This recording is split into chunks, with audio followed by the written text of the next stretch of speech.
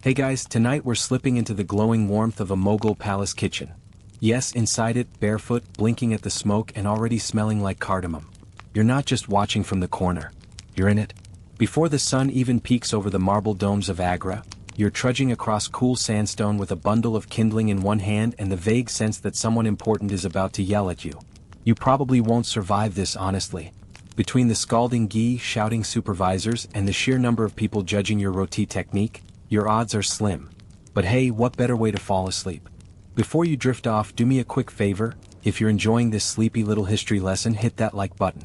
It helps more tired souls find our channel. And if you're new here, consider subscribing, but only if you want more stories to fall asleep to. No pressure, just pedals. Also, drop a comment with where you're watching from and what time it is there. It's always fascinating to see how this little bedtime story reaches different corners of the world. Right now we've got people listening from Tokyo to Toronto, all winding down together. Now, dim the lights, maybe turn on a fan for that soft background hum, and let's ease into tonight's journey together. The first sounds aren't even sounds, they're breaths. You feel them on your neck before you hear the shuffles, the muffled coughs, the quiet grunt of a man squatting to stoke a fire in the darkness. Above you the sky is velvet black. A few stars still cling to it like rice stuck to a platter. You're in the Mughal palace kitchen, Hammam Khana, and it's not even close to sunrise. The courtyard is already alive, just not loud yet. That comes later. Right now, the workers who sleep nearby, sometimes on flattened sacks of lentils, sometimes under carts, are sitting up, rubbing their eyes, lighting their first cooking fires. They don't talk much. There's a hushed ritual to this hour. Your hands are cracked from yesterday's work, but they still know what to do. You gather a small pile of dried dung cakes. Yes, really, you don't ask what animal, you just know which ones burn longer. Bits of twigs and a few slivers of pine wood the charcoal boys dragged in last week.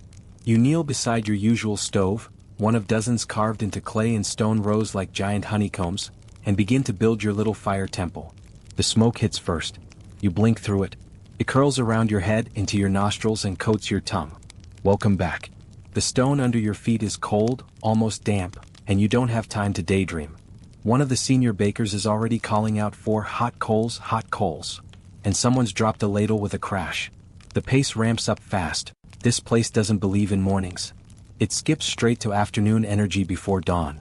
You nod at Rafi, the boy 2 hearths down. He's maybe 11, already elbow deep in onions. His hands smell like tears. He smiles anyway. Across the courtyard, you spot the Mir Bakawal, the grand master of the kitchen. His robes are deep blue and a little singed at the edges, probably from last week's incident with the flaming almond pudding. He moves like a general surveying troops, murmuring to his assistant, occasionally tasting something off a brass spoon and grimacing like it betrayed him.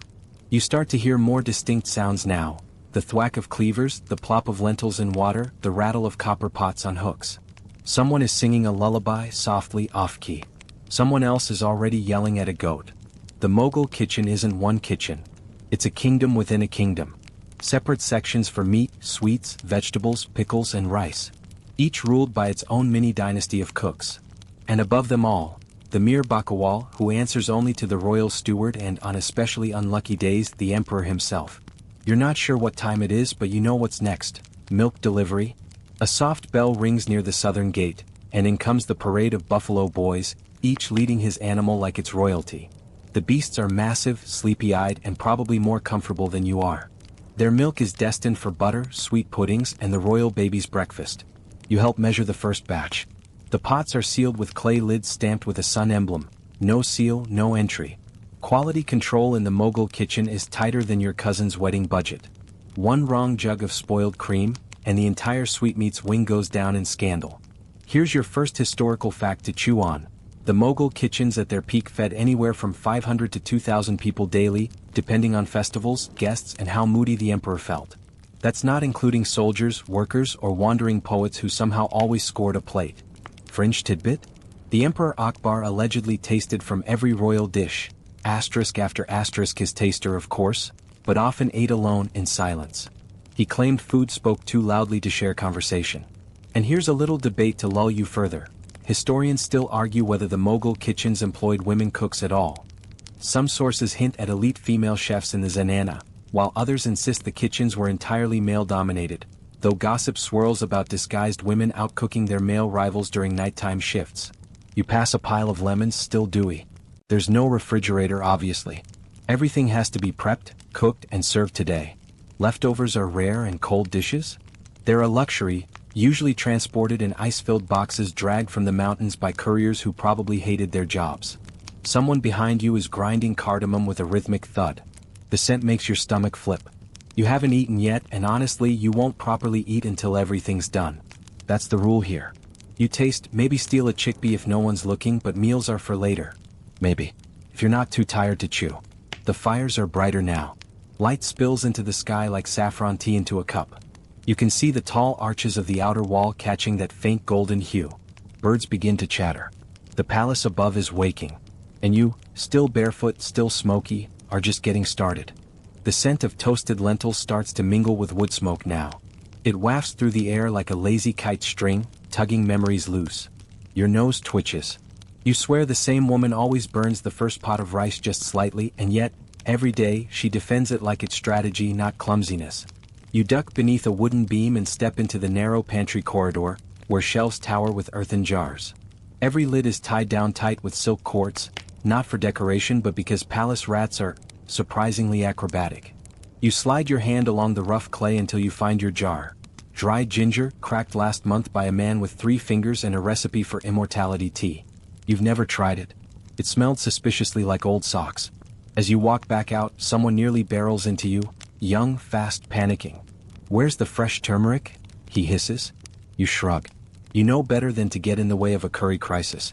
A porter nearby hauls a basket of mangoes that look like they cost more than your uncle's donkey. They're for chutney. Or a gift. Or bribery, you never really know anymore. You settle by the big tandoor oven, watching 2 older women pat dough and slap it to the hot walls inside. Their fingers are quick. No gloves, of course. They've been doing this for decades and probably don't feel heat like mortals do. One of them winks at you. "If your rotis are soft today, I'll believe in miracles," she says. You smile. A little. Suddenly, a pigeon lands right in the middle of the yard, bold as brass. Everyone pauses. Someone throws a spoon. It misses, the bird flutters off, and work resumes like nothing happened. That's life in the kitchen. Blips, burns, birds, and back to business. The first biryani whisper happens around now. It's not a spoken thing, more like a murmur that slinks across the stone. Today's rice might be biryani. You hear a helper confirm it, sort of. Goat meat's being trimmed. The big pot's out. That's code. Biryani isn't every day. When it's announced, it sets off a chain reaction. Seasoned cooks elbowing for spice jars, saffron being soaked with reverence, someone dashing off to count cinnamon sticks like they're gold bars. And you, still only half awake, are suddenly in a world of peppercorns, cloves, and heat. You carry a stack of wooden ladles to the curry zone, and that's where it hits you, the sheer number of hands. Dozens. All busy. All coordinated like a human clock. Some hands are chopping. Some stirring. Some reaching into fire without flinching. There's no central drumbeat, but still the timing works. You hear it in the scrape of metal, the clang of pots, the occasional oath muttered in 4 different dialects. Someone yells your name. You jump. Churn this. It's a skin bucket of milk. You grab the wooden dasher, plunge it in, and begin the rhythmic turning. Up, down, twist, churn. You'll do this for the next 15 minutes. Your shoulders will complain. And the butter at the end will be worth it. Rich, soft, ready to melt over bread the way sunlight melts over domes. A white parrot screams from the spice loft above. No one looks up. He's always yelling about something. The sun has climbed now. Golden shafts of light cut across the floor, catching on brass jugs and steam clouds. You're sweating through your tunic. And yet, there's something soothing about it, this strange peace in repetition. You're not being asked to think, just to do. Stir, sort, taste, carry. Your mind settles into the work like ghee into rice. And then the conch sounds. What? Loud. It means the royal steward is on his way to inspect. That gets everyone moving faster than the idea of unpaid overtime. You dart back toward your station, fix your scarf, and try not to look guilty. Even if you've done nothing wrong, palace life teaches you to flinch on cue. The Mir Bakawal reappears, face stiff. He's flanked by 2 tasters, one of whom is nervously eyeing a tray of dried apricots like they're plotting something. The steward makes no jokes. He rarely does. His eyes are sharp, scanning the work, the ingredients, the portions. His nostrils flare once. Twice. Then he nods. Continue. Just one word.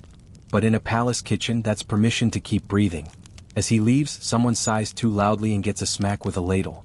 You laugh softly. It's all right now. The rhythm resumes. The fire hums. The kitchen breathes again. And you get back to work, hands moving as the day truly begins. The air thickens by the minute. Wood smoke, sweat, spices, and roasted meat start to mingle into what could either be perfume or punishment, depending on your nose. You've stopped noticing your tunic sticking to your back, and your feet have made peace with the stone floor. Some parts hot from fire spillover, others cold like the inside of a storage jar. Someone drops a cleaver again. No one flinches this time. You turn toward the northern line of tandoors, where the bread crew is well into round 3 of their day-long dough battle. They've moved past roti and are now rolling out shirmal, the sweet, saffron-brushed bread that royals love dunked in tea they never brew themselves. You admire the dance. Pat, stretch, fold, slap, then that sizzling hiss as each disc hits the hot wall of the tandoor like it belongs there.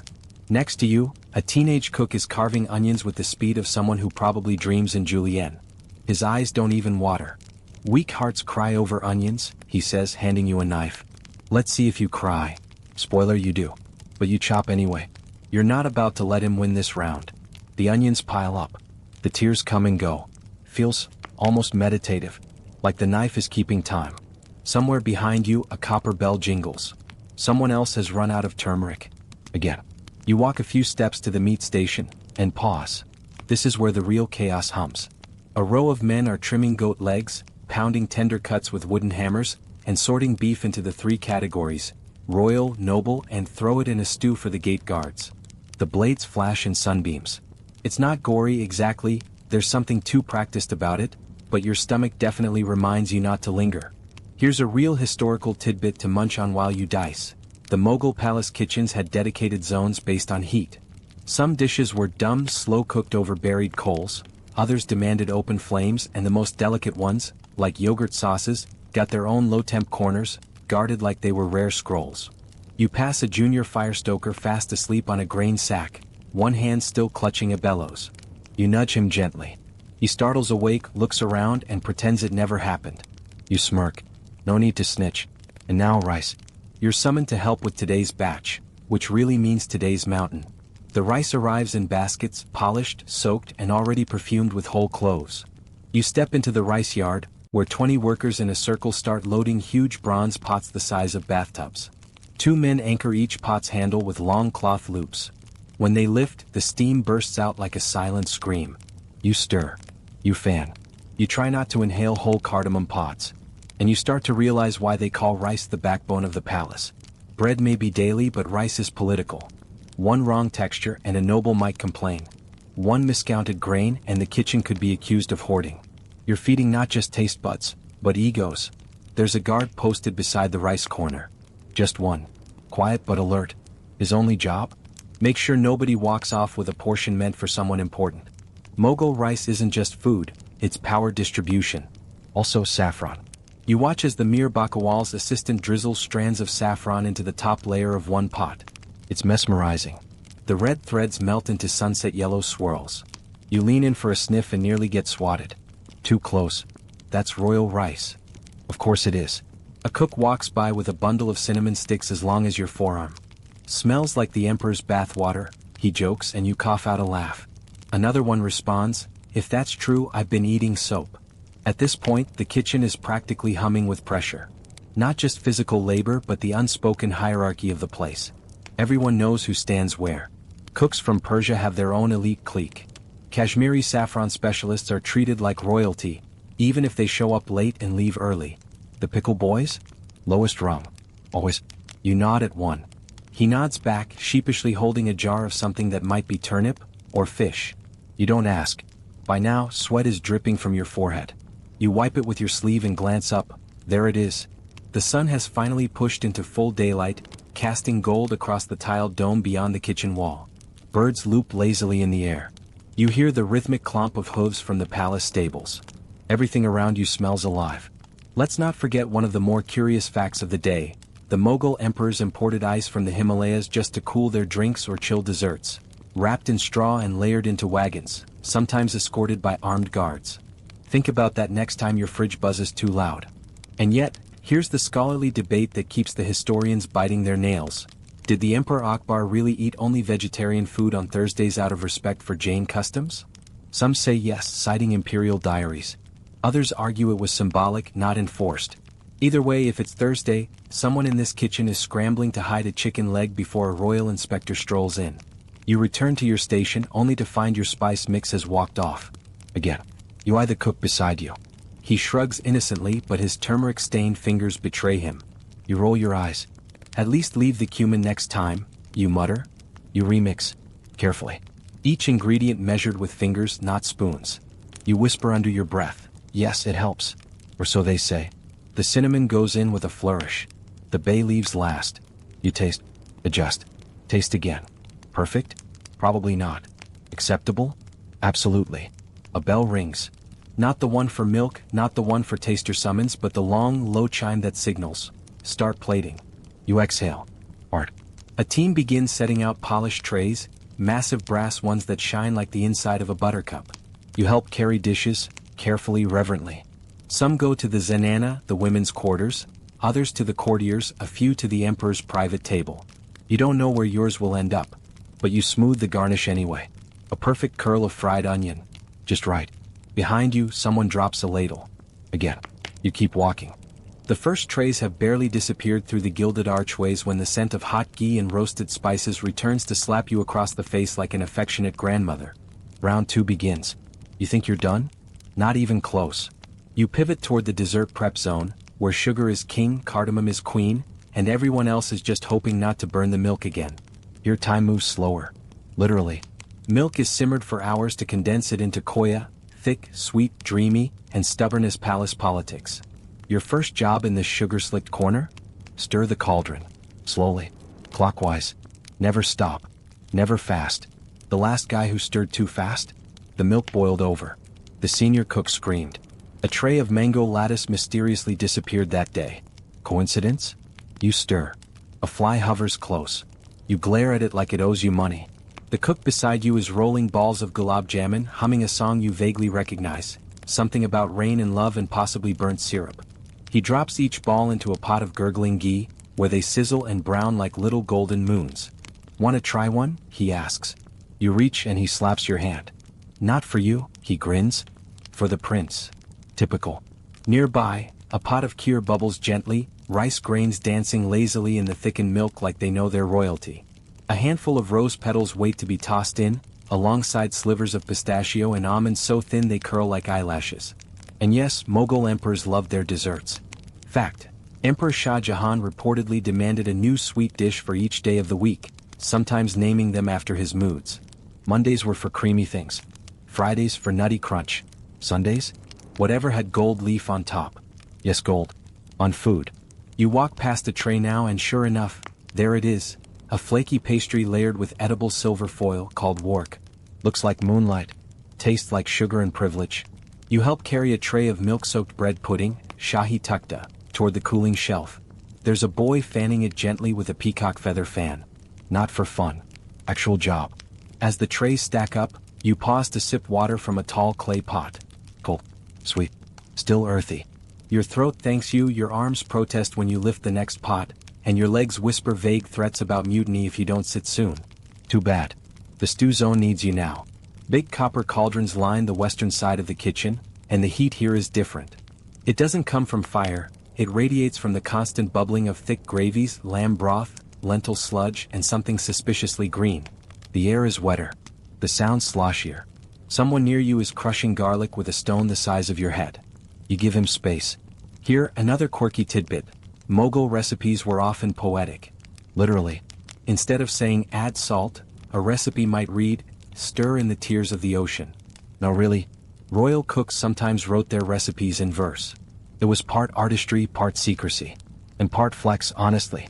You peer into a pot of stew so dark it could hide a whole secret. What's in this one, you ask? The cook raises an eyebrow. If I told you, I'd have to duel you.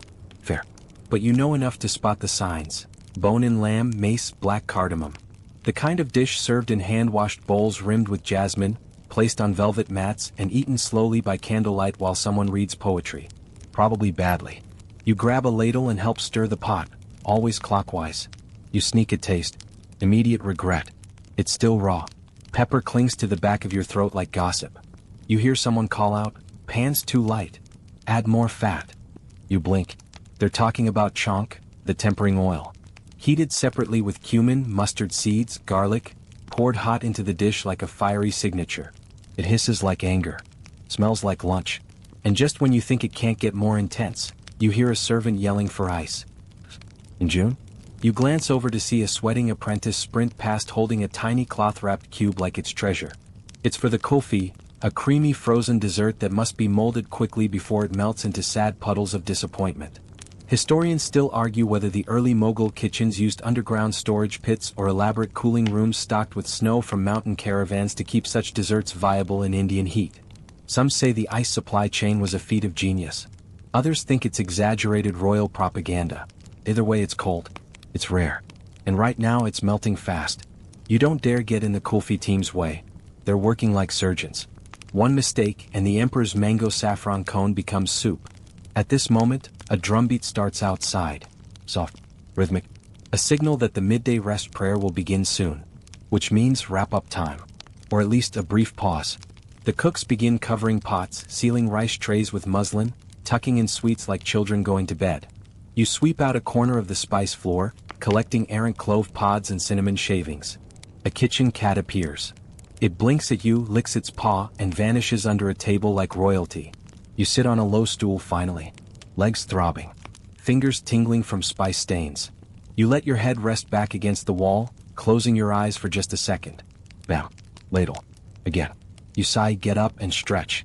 The stew needs tasting again. The sheermal needs brushing. And the yogurt sauces? They're starting to curdle. No peace for the kitchen crew. But somehow you don't mind. Not really. You're part of the rhythm now. And the day isn't over yet. The afternoon sun creeps higher, burning white above the dome, and the air inside the kitchen slows, not because the work is done, but because it's too hot to argue with time. The smoke hangs heavier now, and every clay jug of water is emptied twice as fast. Still, the fires don't rest. Neither do you. You've barely finished folding muslin over a set of mango chutneys when someone waves you toward the vegetable prep court. That's right, there's an entire court for vegetables. Not just a table or corner, but an actual courtyard within the kitchen complex, shaded by wooden beams, open to the breeze, and smelling like a farm stand collided with a soap market. A big pile of carrots greets you. Not the dull orange nubs you're used to, but royal Mughal carrots. Deep red, twisted like old scrolls and glistening from an early morning wash. They're destined for gajar ka halwa, of course, but only after hours of shaving, boiling, reducing, and stirring with more sugar than you think reasonable for any root vegetable. You get to peeling. The motion is hypnotic. Thin curls fall like ribbons to the floor. Someone else nearby is slicing baingan, fat, purple eggplants that stain your fingers black if you touch their stems. They're going into a tamarind curry, cooked low and slow until the flesh collapses like pudding and the skin turns paper thin. You sneak a peek into the spice tray. Fenugreek, dry ginger, amchur, dried mango powder, and a tiny pot of asafoetida. That last one smells assertive. The kind of scent that punches first, then apologizes. A historian once wrote that vegetable dishes were often the real test of a Mughal cook's talent. What? Because meat steals attention easily. But vegetables? They require coaxing, patience, a whisper of spice. One misstep and you're serving compost with flair. In fact, here's a curious thing. Some Mughal emperors were known to switch to entirely vegetarian menus for months during religious festivals, especially in their later years. Jahangir had an on-again, off-again relationship with meat, and it's said that during one particularly pious summer, he dined exclusively on lentils, pumpkin, and the occasional pistachio-stuffed fig. You spot a cook preparing kaddu, that's pumpkin to you, carving it with the reverence of someone slicing temple offerings. The pieces are laid out on wide leaf platters, dusted with fennel and slow-roasted near the charcoal bank. The smell is mellow like sweet earth. A tomato rolls off a tray. You catch it barely. You look up. The cook grins. You have fast hands. You'll need them in pickling. Wait, pickling? You're herded into another shaded side room, cooler, darker, stacked with jars, barrels, and baskets that hum with the sharp, sweet-sour tang of fermenting things. Welcome to the achar room, the pickle sanctum. Here, everything gets pickled. Lemons, mangoes, turnips, garlic, even lotus stem. You pass a clay urn labeled mirch achar, and when you peek inside, a wave of mustard oil smacks your senses. You reel back. A small woman chuckles from the far corner. She's crushing fenugreek seeds with a round stone, her palms dusted yellow with turmeric. "First time?" she asks not unkindly. You nod. She hands you a jar and motions toward a pile of sliced green mango. "Layer it. Salt. Spice. Oh, cover it tight. Pray it ferments." You begin layering. Mango, salt, red chili, mustard seed oil. Repeat. The rhythm is soothing. You realize this might be your favorite corner yet. Quiet, methodical, intense in its own way. Pickling isn't just storage, it's preservation magic. A way to stretch summer into winter. A way to say, "I was here and I planned ahead." Here's a quirky tidbit. Mughal pickle recipes were sometimes so guarded they were passed down only by word of mouth, usually from grandmother to granddaughter. Some emperors had trusted pickle tasters, to ensure that no one added poison, or worse, less salt. As you screw the lid onto your jar and place it in a sunny window ledge, a loud clang draws your attention. Someone's dropped a whole pan of bindi, okra, slippery and unpredictable. It scatters across the tiled floor like green arrows. You rush to help. Together, you and the cook kneel, gathering handfuls, whispering curses under your breath. The okra's fine. You're not. Your knees ache. You sit back, catching your breath, and glance upward. The kitchen ceiling is high and vaulted, painted faintly with floral motifs now faded with time and steam. Pigeons nest in the corners, cooing occasionally, probably gossiping about your clumsy okra handling. Back on your feet, you're sent to the dried fruit station. Yes, that's a thing. Here it's all opulence. Trays of raisins, apricots, figs, walnuts, and the Mughal favorite, karanji nuts, tiny seeds that taste like almonds in moonlight.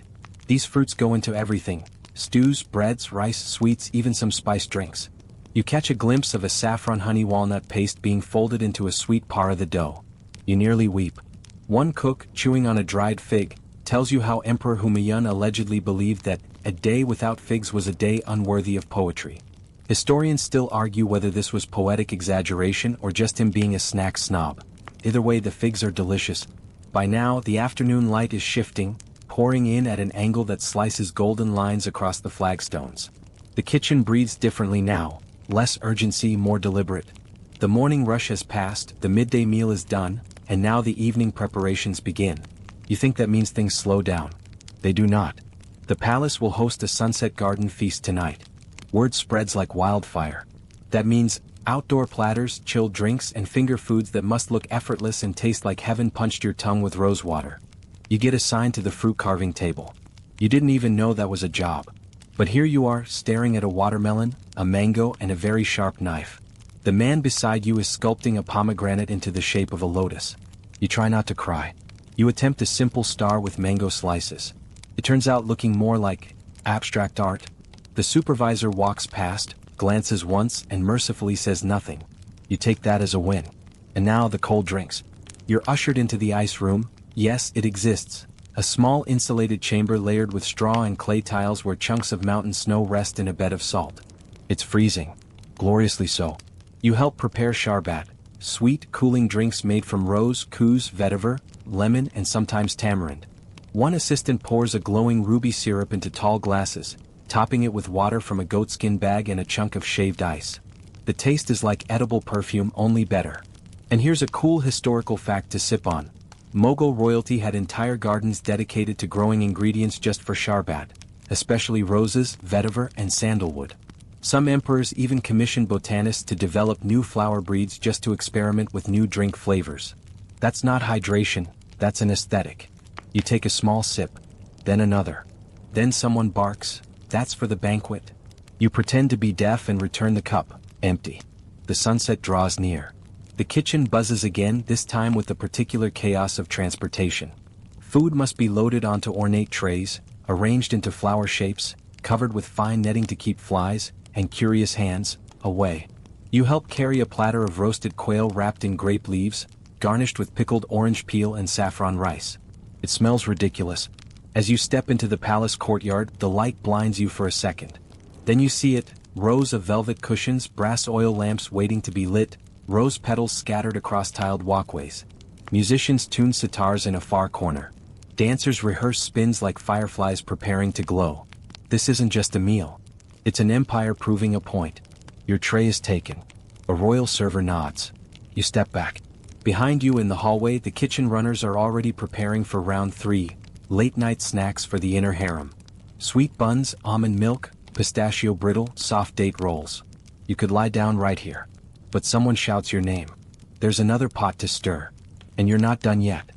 The sky outside the palace deepens from gold to a velvet purple, and somewhere beyond the kitchen walls, the sun dips behind the Yamuna River, streaking the horizon with fiery orange-pink hues that spill into the cool air. You're still inside, sleeves rolled up, your face glazed with the kind of sweat that doesn't cool you anymore. It just settles there, a stubborn second skin that clings in layers, as thick as the aroma that hangs heavy in the air. The heat from the fires, the spice of turmeric and cumin, the faint trace of rosewater, all swirl together like a living, breathing organism. You've been reassigned again. Now it's time to help with the roti. Flatbread, the very heart of any Indian meal. Simple? You think so? Just flour, water, a pinch of salt. But here, inside this Mughal palace kitchen, simple is a dangerous word. It's deceptively difficult to master.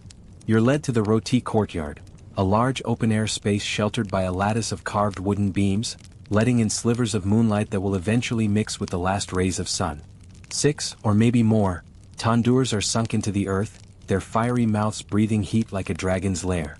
Around them, a dozen or so women squat on low stools or kneel beside brass bowls filled with dough, the air thick with the scent of flour and wood smoke. Your task is clear, but the challenge is immense. Roll the perfect roti. The dough feels soft but firm, yielding to your hands yet stubborn enough to resist your efforts. Your instructor, a woman who looks like she spent her entire life mastering this art, watches you with hawk eyes, hands like leather, knuckles cracked and bruised from years of kneading. Make a circle, she orders, voice sharp but patient. You try. You roll, you flatten, you pat. But your roti looks more like a map of pre-Mughal India, with wild borders and unexpected indentations. She says nothing, just takes your dough ball, folds and presses it with 2 expert motions and hands it back. Try again. You try again. And again. Each time, the dough escapes your fingers in a new, unruly shape. Some attempts come out triangular, others oblong but never round. You start to wonder if the perfect circle is a myth, like the golden fleece or a rotisserie chicken that's calorie-free. Around you, others move with grace and speed, rolling dough that puffs perfectly in the heat, flipping breads that charge as so on the tandoor walls. You watch as rotis balloon, a magical puff-up caused by steam trapped inside the dough, expanding it like a tiny bread balloon before it collapses into the perfect flatbread. You try to puff one. It doesn't work. Your teacher leans in and murmurs, even Emperor Akbar couldn't roll around one. You're in royal company. You want to ask if that's true or just kitchen lore, but your mouth is too dry. Apparently, historians still argue whether Akbar really struggled with rotis or if this is an apocryphal story to comfort frustrated cooks. Either way, the thought makes you smile. If an emperor struggled with flatbread, you have a little breathing room. The air fills with the scent of charred wheat and ghee, the clarified butter that is practically sacred here. Some rotis are pulled from the tandoor, immediately brushed with golden ghee until they gleam like silk scarves. These golden rotis are destined for the emperor's table. Suddenly, a deep gong reverberates through the hallways, a call to evening prayer. Half the kitchen staff pause, folding their hands and stepping into quiet corners, pulling out small woven mats to kneel on. The rest continue working, but the mood shifts. The fire's roar softens, replaced by the haunting melody of the azan drifting in through open windows. You listen for a moment, caught between exhaustion and awe. After the prayer, a rare moment of calm.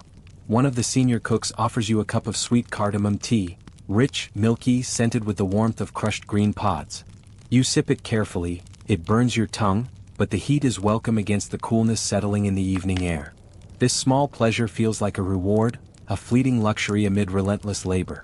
Then an announcement, sweet meats for the zenana. Your stomach clenches. The zenana, the women's quarters, a world unto itself. You've heard whispers, silken corridors, secret gardens, quiet laughter behind latticed windows. And of course, a legion of cooks dedicated solely to the ladies inside, their food lighter, prettier, and exquisitely delicate. The zenana demands food that's twice as good, because the women here hold the true power. Behind veils and silk drapes, they influence politics, succession, and sometimes even the emperor's own will. You're ushered into the dessert chamber, a long cool room where sugar is king and milk is transformed into magic. Massive copper cauldrons bubble with milk being reduced into koya, thickened milk solids that form the base of countless Mughal sweets. Across the room, women drop tiny droplets of chickpea flour batter into hot oil, creating the delicate pearls of bundi that will be soaked in fragrant sugar syrup. The room smells of warm milk, rosewater, and deep-fried sweetness. A heady concoction that makes your mouth water despite your best efforts. Your job is the rose laddus, soft spheres crafted from koya, sugar, ghee, and delicately dried rose petals. Your hands knead and shape the sticky dough, fragrant and warm. The rose scent clings to your fingers long after you've finished. A whispered secret from a nearby cook. Mughal sweets were often adorned with real vark, edible gold or silver leaf, applied with brushes so delicate they might shatter at the slightest breath. These tiny shimmering sheets added not just beauty but a statement of power and wealth. You watch someone expertly apply a thin layer of silver foil to a pistachio-studded barfi. You're not allowed to touch. The vark is priceless and fragile. The stories flow as freely as the sugar syrup. A cook tells you that Shah Jahan's favorite dessert was an almond halwa so complex it required 20 ingredients and 6 hours of slow cooking.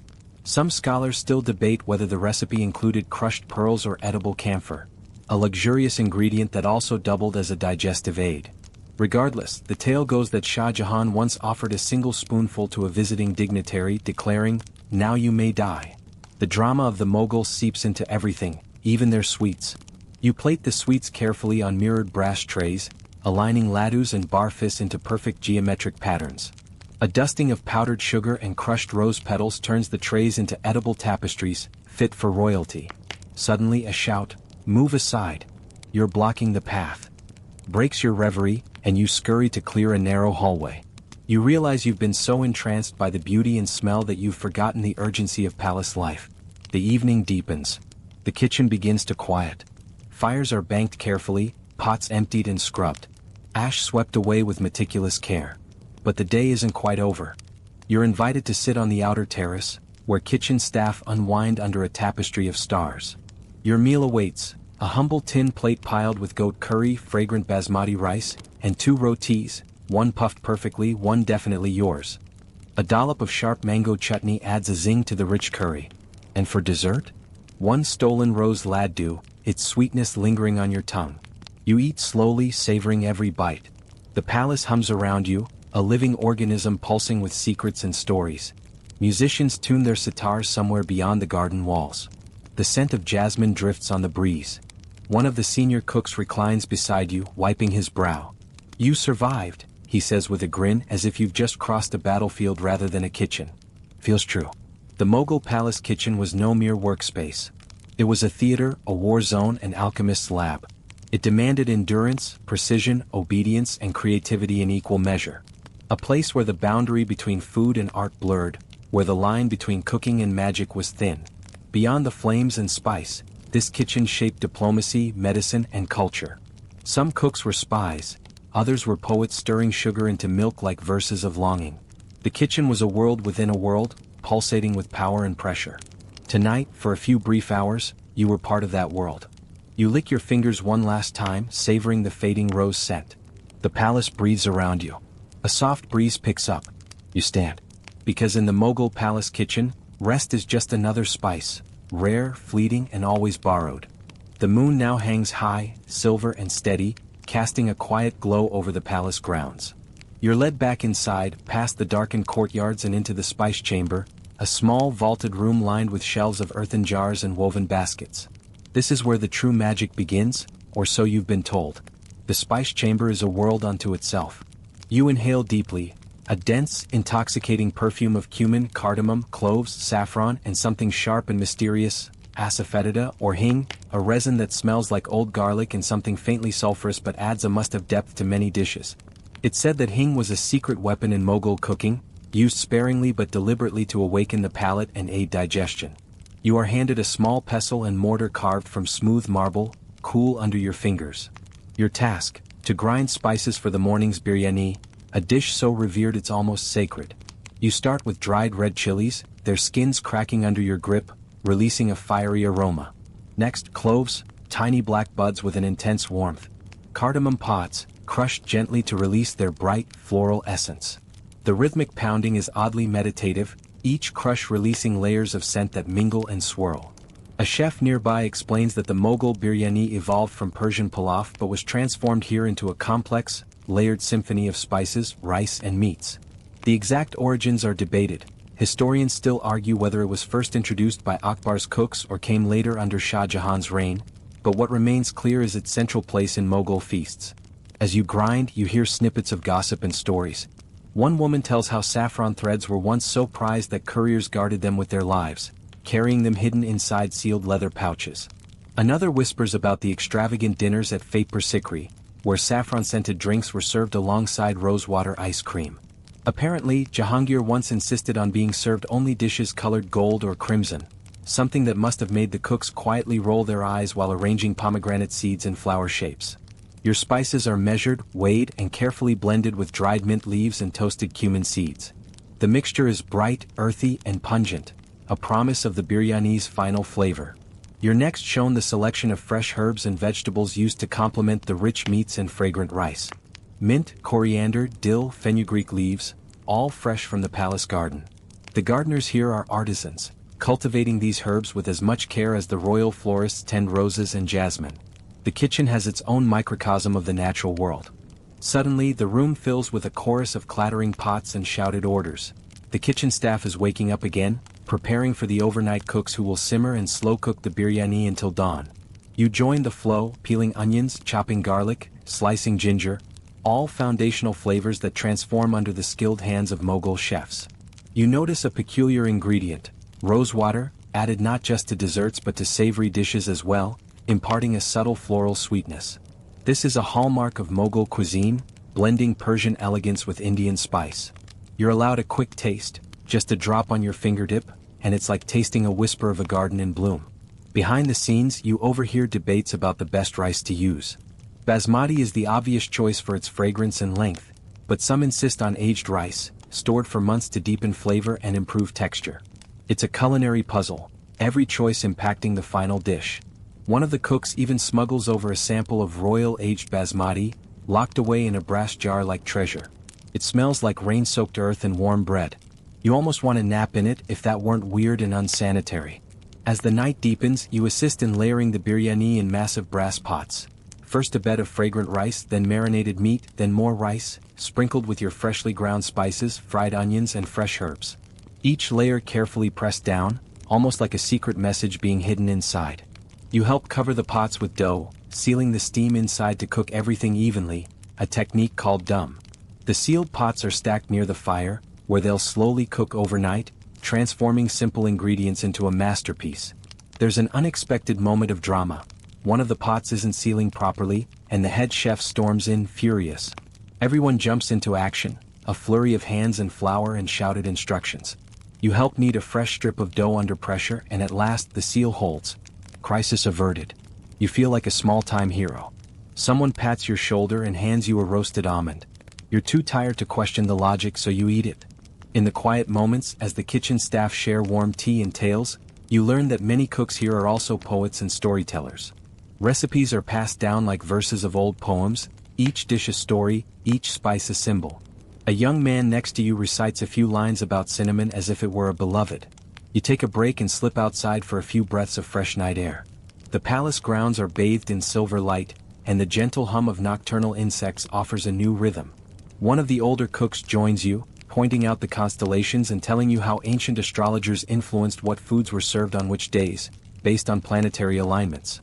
Historians still argue whether astrology truly governed the Mughal kitchen calendar. But even now, some believe certain spices align better with Mars or Venus. You nod, uncertain but strangely fascinated. Back inside, you help prepare side dishes to accompany the biryani. There's raita, cool yogurt mixed with cucumber, mint and cumin, and spiced pickled vegetables, tangy and vibrant.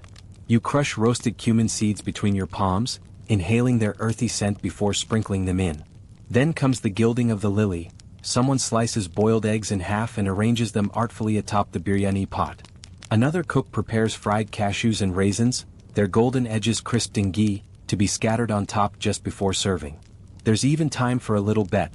Someone insists the pot they layered will be the tastiest. Another cook swears by her technique of letting the meat marinate overnight with crushed garlic, yogurt, and a single clove. The staff chuckles, placing mock wagers and poking fun. It's competitive but in a warm, familial way. Just before the first call to prayer, the biryani pots are moved to the final resting area. You follow, feet aching, arms sore but spirits strangely lifted. You've been part of something that feels bigger than just cooking. You sit with the others on the steps for a moment, sipping warm tea laced with fennel and cardamom. The air carries a quiet reverence, like the last breath before a masterpiece is unveiled. A few musicians tuning instruments from the courtyard hint that breakfast won't just be food, it'll be performance. As dawn nears, you finally step outside to the terrace. The first pale light of morning brushes the horizon. The kitchen will soon roar back to life. For now, the palace is still, save for the faint crackling of the fire and the steady hiss of steam escaping from the sealed biryani pots. You breathe deeply, savoring the calm before the storm of the new day. The sun yawns over the eastern horizon, slanting golden light across the domed rooftops and sandstone walls. A chorus of birds stirs in the trees, and the first gentle clangs of activity ripple through the Mughal palace. You are already awake, or perhaps you never really slept. There's something about the energy here, a kind of feverish wonder, that keeps your senses humming even in the quiet hours. You shuffle back into the kitchen, greeted by the comforting sense of slow-cooked biryani now fully steeped in its sealed dum. The scent is dizzying: warm basmati rice, caramelized onions, spiced lamb, saffron, mint, toasted cashews, all layered in perfect harmony. You feel like you've stumbled into a perfume factory that accidentally decided to become dinner. It's that overwhelming. The chefs begin the unsealing. Each dough crust is cracked open like a treasure chest, releasing an aromatic cloud that floods the room and hushes the crowd. Even the chatter dies down for a beat. You lean in as one of the senior cooks lifts the lid on the biggest pot. The layers inside are intact, rice pearls glistening, meat tender and falling apart with just a nudge of the spoon. The head chef tastes it first. There's a tense pause, his silent, unreadable. Then a slow nod. Everyone exhales. The biryani is, as one of the younger apprentices whispers, fit for a coronation. You laugh quietly. It probably will be. There's rumor that the emperor will dine on it this very afternoon. Before serving begins, you're pulled into the roti station. Think of it as the Mughal version of a wood-fired pizza oven corner, only instead of mozzarella, you're wielding ghee, and instead of tomato sauce, you're slapping raw dough onto the tandoor wall with your bare, trembling fingers. The tandoor itself is a large clay oven built into the floor, its inner walls burning hot from hours of stoked embers. You are shown the motion: press the dough flat, flick your wrist, and slap it against the oven wall in one smooth gesture. Easy, right? You try it. Your first roti falls with a slap, and immediately peels off and lands in the embers. A cook cackles behind you and tosses you another dough ball. Again. You try again. Better. This one sticks. A few moments later, it puffs slightly, char bubbles blistering, and someone reaches in with iron tongs to pull it free. Brushed with melted ghee, it glows like golden parchment. You enter a quiet rhythm. Slap, wait, flip, ghee. Again and again. You're sweating, not just from the oven heat, but from the focus. These rotis will be served alongside the biryani, dipped into yogurt, wiped across spicy gravies, rolled around slivers of marinated chicken. Every one must be perfect. Around you, the full breakfast menu is coming to life. Huge shallow pans of halwa, semolina sweetened with sugar and thickened with ghee, bubble gently while cardamom pods float lazily on the surface. There are copper pots of keema, spiced minced meat studded with peas and cinnamon. Platters of fresh fruit, figs, melons, pomegranates, are arranged like edible mosaics. And eggs. Mughal breakfasts, it turns out, have a love affair with eggs. You watch as dozens are cracked, scrambled with turmeric and green chilies, or hard-boiled and sliced atop bowls of lentils. There's even a man whose only job is to fry eggs over medium heat in tiny silver pans. That's it. Just eggs, from dawn to noon. Historians still argue whether this obsession came from Persian or Central Asian influence, but it's clear, if you're cooking for Mughals, you'd better know your yolks. You step into the cold room briefly, a stone-walled chamber where fresh dairy and chilled drinks are stored. It's like walking into a breath of winter. Inside, slabs of paneer, freshly pressed, rest on banana leaves. Clay jars hold lassi, frothy and sweet, spiced with rose water or left tart with just a hint of salt. Some are even flavored with saffron. You sip one and nearly levitate. Outside the cold room, a strange sight awaits, a man grating silver into a powder. Wait, silver? You weren't hallucinating from fatigue, he's genuinely shaving a sheet of pure silver with a special blade. This is vak, edible silver leaf, used to decorate special dishes. The emperor likes his sweets to shine, someone tells you, and no one laughs. It's dead serious. One of the cooks even jokes, You'll know it's royal food if you can see your reflection in it. You chuckle, wondering what it feels like to eat something that could double as jewelry. The sweet station is alive now. Jalebis, those golden spirals of fried dough soaked in saffron syrup, are dropped into bubbling oil and lifted out, glistening. Barfis, cubes of condensed milk and sugar, are pressed into trays and dusted with pistachios. And at the center, a towering pot of sheer kurma, a vermicelli milk pudding filled with dates and almonds, simmers slowly, stirred by a woman humming a tune that sounds as old as the walls. You're handed a spoon and allowed a small taste. It's like drinking a story. Creamy, warm, sweet with just enough spice to make your tongue curious. You could cry, but that might make things weird. Suddenly, a hush spreads through the room. You follow everyone's gaze toward the large inner doors, now opening with quiet ceremony. It's the royal taster, a lean, stern figure, dressed in understated silks but with the unmistakable posture of someone who could end your career with a glance. He walks the line, tasting, sniffing, asking quiet questions in Persian. There's a brief debate over a keema batch. Too much salt? Not enough cloves? You don't understand it fully, but you watch as two chefs re-season the entire pot in under 2 minutes with the calm of people diffusing bombs. The taster nods. The tension evaporates. You exhale with everyone else. Finally, the biryani pots are carried out, each one handled like a relic. You help serve the rotis you made, stacked like golden fans in silver trays. The food is on its way to the royal dining hall. Left behind, the cooks collapse onto mats with bowls of their own, breaking their fast with bites of leftover halwa and hot tea. Someone hands you a half roti filled with keema and a smear of chutney. It's the best thing you've tasted in 24 hours, and you've tasted a lot. You sit on the cool marble floor, legs crossed, eyes blurry but heart full. The kitchen is quieter now. The fires are low. You sip chai and listen to the sleepy sounds, spoons clinking, yawns, the rustle of robes, the soft thud of someone finally dozing off against a barrel of lentils. You don't know how many hours you've been here.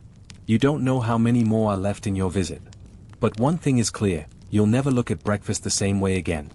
The sun has risen fully now, stretching its warm fingers across the stone courtyards and intricate marble inlays of the palace.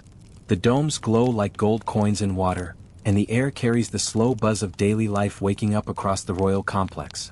But for you, breakfast was just the prologue. As the morning progresses, you're swept into a different wing of the kitchen. A labyrinth of tiled corridors and domed alcoves dedicated entirely to the creation of meat dishes. Not snacks, not sweet bites. We're talking about the robust, fire-kissed, clay-sealed, boldly spiced heart of the Mughal culinary universe. And when Mughals do meat, oh, they don't mess around. The hallway smells of marinated lamb, ground mace, green chilies, and charred wood.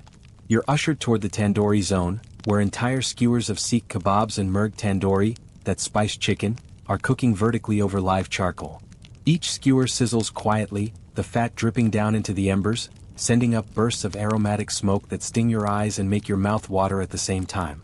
You learn that the Mughals weren't shy about blending Persian, Central Asian, and Indian techniques to elevate their meat game. Grilled lamb kebabs have Turkic roots, but here they've evolved, now wrapped in layers of flavor. Fresh ground garam masala, ginger garlic paste, yogurt tenderizer, and a hint of lime. You try shaping a kebab yourself.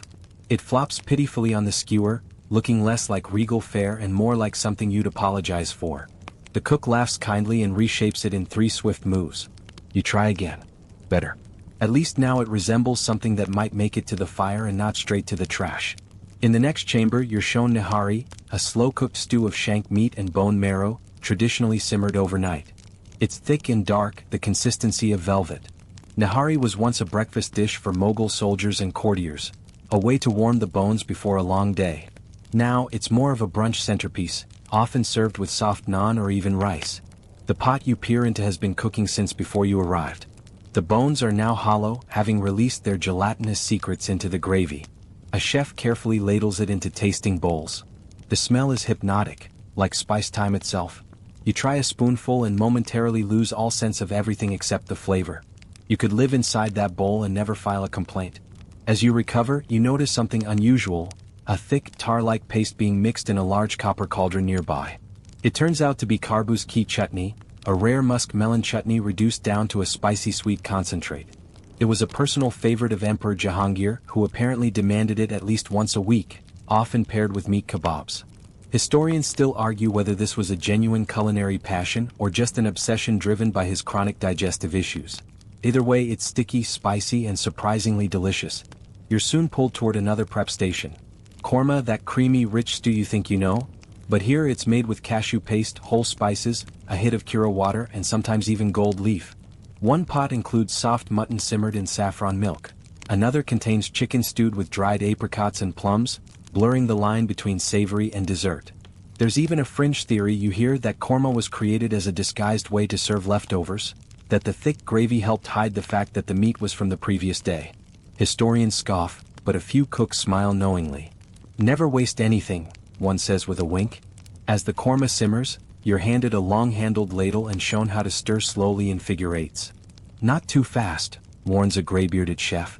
You'll bruise the flavors. Wait, bruising flavors? You try not to laugh, but when you taste the difference between your haphazardly stirred pot and the chef's silky one, you fall respectfully silent. Apparently, flavor has feelings. Moving on, you enter the dumpooked wing, where the most elaborate meat dishes are sealed and slow-baked under dough. One cook is preparing nargizi kofta, hard-boiled eggs wrapped in spiced meat, fried, and then simmered in tomato gravy. It's the Mughal Scotch egg, someone jokes. You nod, impressed. You didn't expect to find anything remotely resembling picnic food in a Mughal palace, but here it is, more regal, sure, but still comfort food at its core. The final dish of the morning is Sikandari Ran, a whole leg of lamb marinated for a day in garlic, yogurt, and malt vinegar, then roasted until the meat slides off with a whisper. The name? A nod to Alexander the Great, Sikandar. Legend says he once ordered a feast like this during his Indian campaign. Historians still debate whether that's fact or folklore, but the name stuck, and the dish has lived on through the centuries. You watch as the lamb is removed from the pit oven, its skin blistered and fragrant, then carved with surgical precision. A hush settles over the room again. It's not reverence, it's hunger. The cooks serve themselves modestly, tasting just enough to test, correcting seasonings, wrapping portions for the emperor's banquet later that day. You, however, are handed a platter. It's not a suggestion. You've earned this, a woman says, pressing the plate into your hands like she's awarding a medal. You sit on the stone ledge, fingers warm with the juices of the meat, tearing off pieces of soft naan and scooping up every last shred of lamb, kofta, and curry. It's messy. It's glorious. It's 1,000 years of culinary history between your teeth. After the meal, the air shifts. You feel it before you see it. A low rumble echoes from the far corridor, followed by a rush of servants clearing space. Make way for the food carriers, someone calls out. And just like that, a solemn procession begins, food trays bound for the royal court. Each dish is sealed in ornate brass containers, tucked into velvet-lined trunks, and balanced carefully on the heads and shoulders of elite bearers. These are not random workers. These are trusted staff, trained not just in balancing and grace but in silence, loyalty, and discretion. Poisoning was a very real fear in the Mughal courts, so those who carried food were often vetted as seriously as palace guards. You follow the edge of the procession at a respectful distance, catching a glimpse of the zanana, the women's quarters, where separate trays are delivered. Women of the court, including the emperor's wives, concubines, and female relatives, are served away from the public view, but their food is no less intricate. In fact, some dishes are made exclusively for them. Lighter, more delicate, often featuring floral infusions and tender morsels of chicken or fish. One tray includes gulab jamun, soft milk balls soaked in rose syrup, decorated with silver vark and crushed pistachios. Another features shahi tukta, fried bread pudding doused in condensed milk and saffron. Dessert at this hour? Apparently, royalty doesn't observe our modern timelines. The procession exits into a long hall, and for a moment you stand alone, hearing only the fading shuffle of sandals and the faint echo of laughter from somewhere deeper in the palace. Back in the kitchen, cleanup has begun. Pots are scraped and stacked, floors washed with rosewater-infused rinse, yes, seriously, and leftovers portioned out for the extended staff, everyone from the gardeners to the scribes. You're handed a chilled cloth for your neck and a cup of saffron chai, rich and heavy. A kind of reward, perhaps, or just tradition. You sip it slowly, watching the last of the meat dishes disappear into the corridors of power. Someone leans beside you, brushing ghee off their sleeves. You've lasted longer than some of the emperor's personal chefs, they chuckle. You're not sure whether to be proud or deeply concerned. But in this moment you're content. Full stomach, aching feet, heart humming with spices and stories. The Mughal kitchen isn't just a place of fire and food. It's a stage, a temple, a battlefield, a family. You've been inside it. You've become part of it. And dinner's still hours away. There's no such thing as downtime in the Mughal kitchen. Not really. Even as the last skewers are cooled and the meat trays disappear toward the royal quarters, a low tide of energy is already rising again. Midday is creeping in, and while most of the palace dips into lazy siestas or settles for poetry readings under banyan trees, the kitchen just shifts gears. Lunch preparation begins almost as a whisper, quiet tasks, a rustling of leaves, a faint scent of ghee reheating, before building into another glorious crescendo of organized chaos. You, still licking the last traces of saffron chai from your lips, are gently nudged toward the vegetable court. Yes, vegetables. Don't roll your eyes. You might think the Mughals didn't care much for plant-based cuisine, with their tandoors brimming with skewered lamb and their royal taste for meat-heavy stews. But that's a modern misunderstanding. While the emperors themselves were unapologetic carnivores, Shah Jahan's menus once listed over 30 varieties of meat dishes in a single sitting. The empire's chefs respected vegetables with the same reverence they reserved for fine cuts of mutton. Perhaps more because coaxing drama from lentils requires more imagination than simply searing a leg of lamb. You're handed a small, curved knife. Not to defend yourself, no. This isn't Game of Thrones, Mughal edition, but to help peel a mountain of potatoes that seem to have no bottom. These will be parboiled, cubed, and turned into dum aloo, a Kashmiri dish that simmers the humble spud in tomato gravy spiced with fennel, hing, and dry ginger. One chef explains that the potatoes are fried first, then dunked in the gravy, allowing them to absorb the flavors like sponges. Another pipes in that if you boil them too long they fall apart and the whole dish collapses into a sad, starchy mush. And then, she warns theatrically, your ancestors will haunt you. Noted. In long copper trays you see bangan ka barda, smoky mashed eggplant cooked with onions, mustard oil, and green chilies. It's got an almost fire-roasted salsa vibe, but it's somehow richer, deeper, as though it came from the pages of an old love letter. You help a cook roast eggplants directly over coal embers until the skins char and collapse into themselves. One of the older women shows you how to gently strip away the blackened skin to reveal the soft, custard-like flesh inside. Be gentle, she says, like you're unwrapping a baby. You nod solemnly, though you're pretty sure your eggplant looks more like a mummy than a newborn.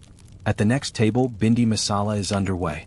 Okra, slit lengthwise, is tossed with mustard seeds, dry mango powder, and powdered chili. The trick is in the oil. You have to fry it just right so it stays crisp and doesn't go all slimy and weird. One of the cooks does it so expertly that her okra slices land upright like little green soldiers in the pan. You try. Yours lie down like they've fainted. Still tasty though. There's a massive vat of dal makhni bubbling gently in a back corner. You recognize it, a mix of black lentils, red kidney beans, butter, and cream. It's hearty and rich, something you'd expect after a snowstorm or a heartbreak. You ladle a small taste and immediately regret it. It's scalding.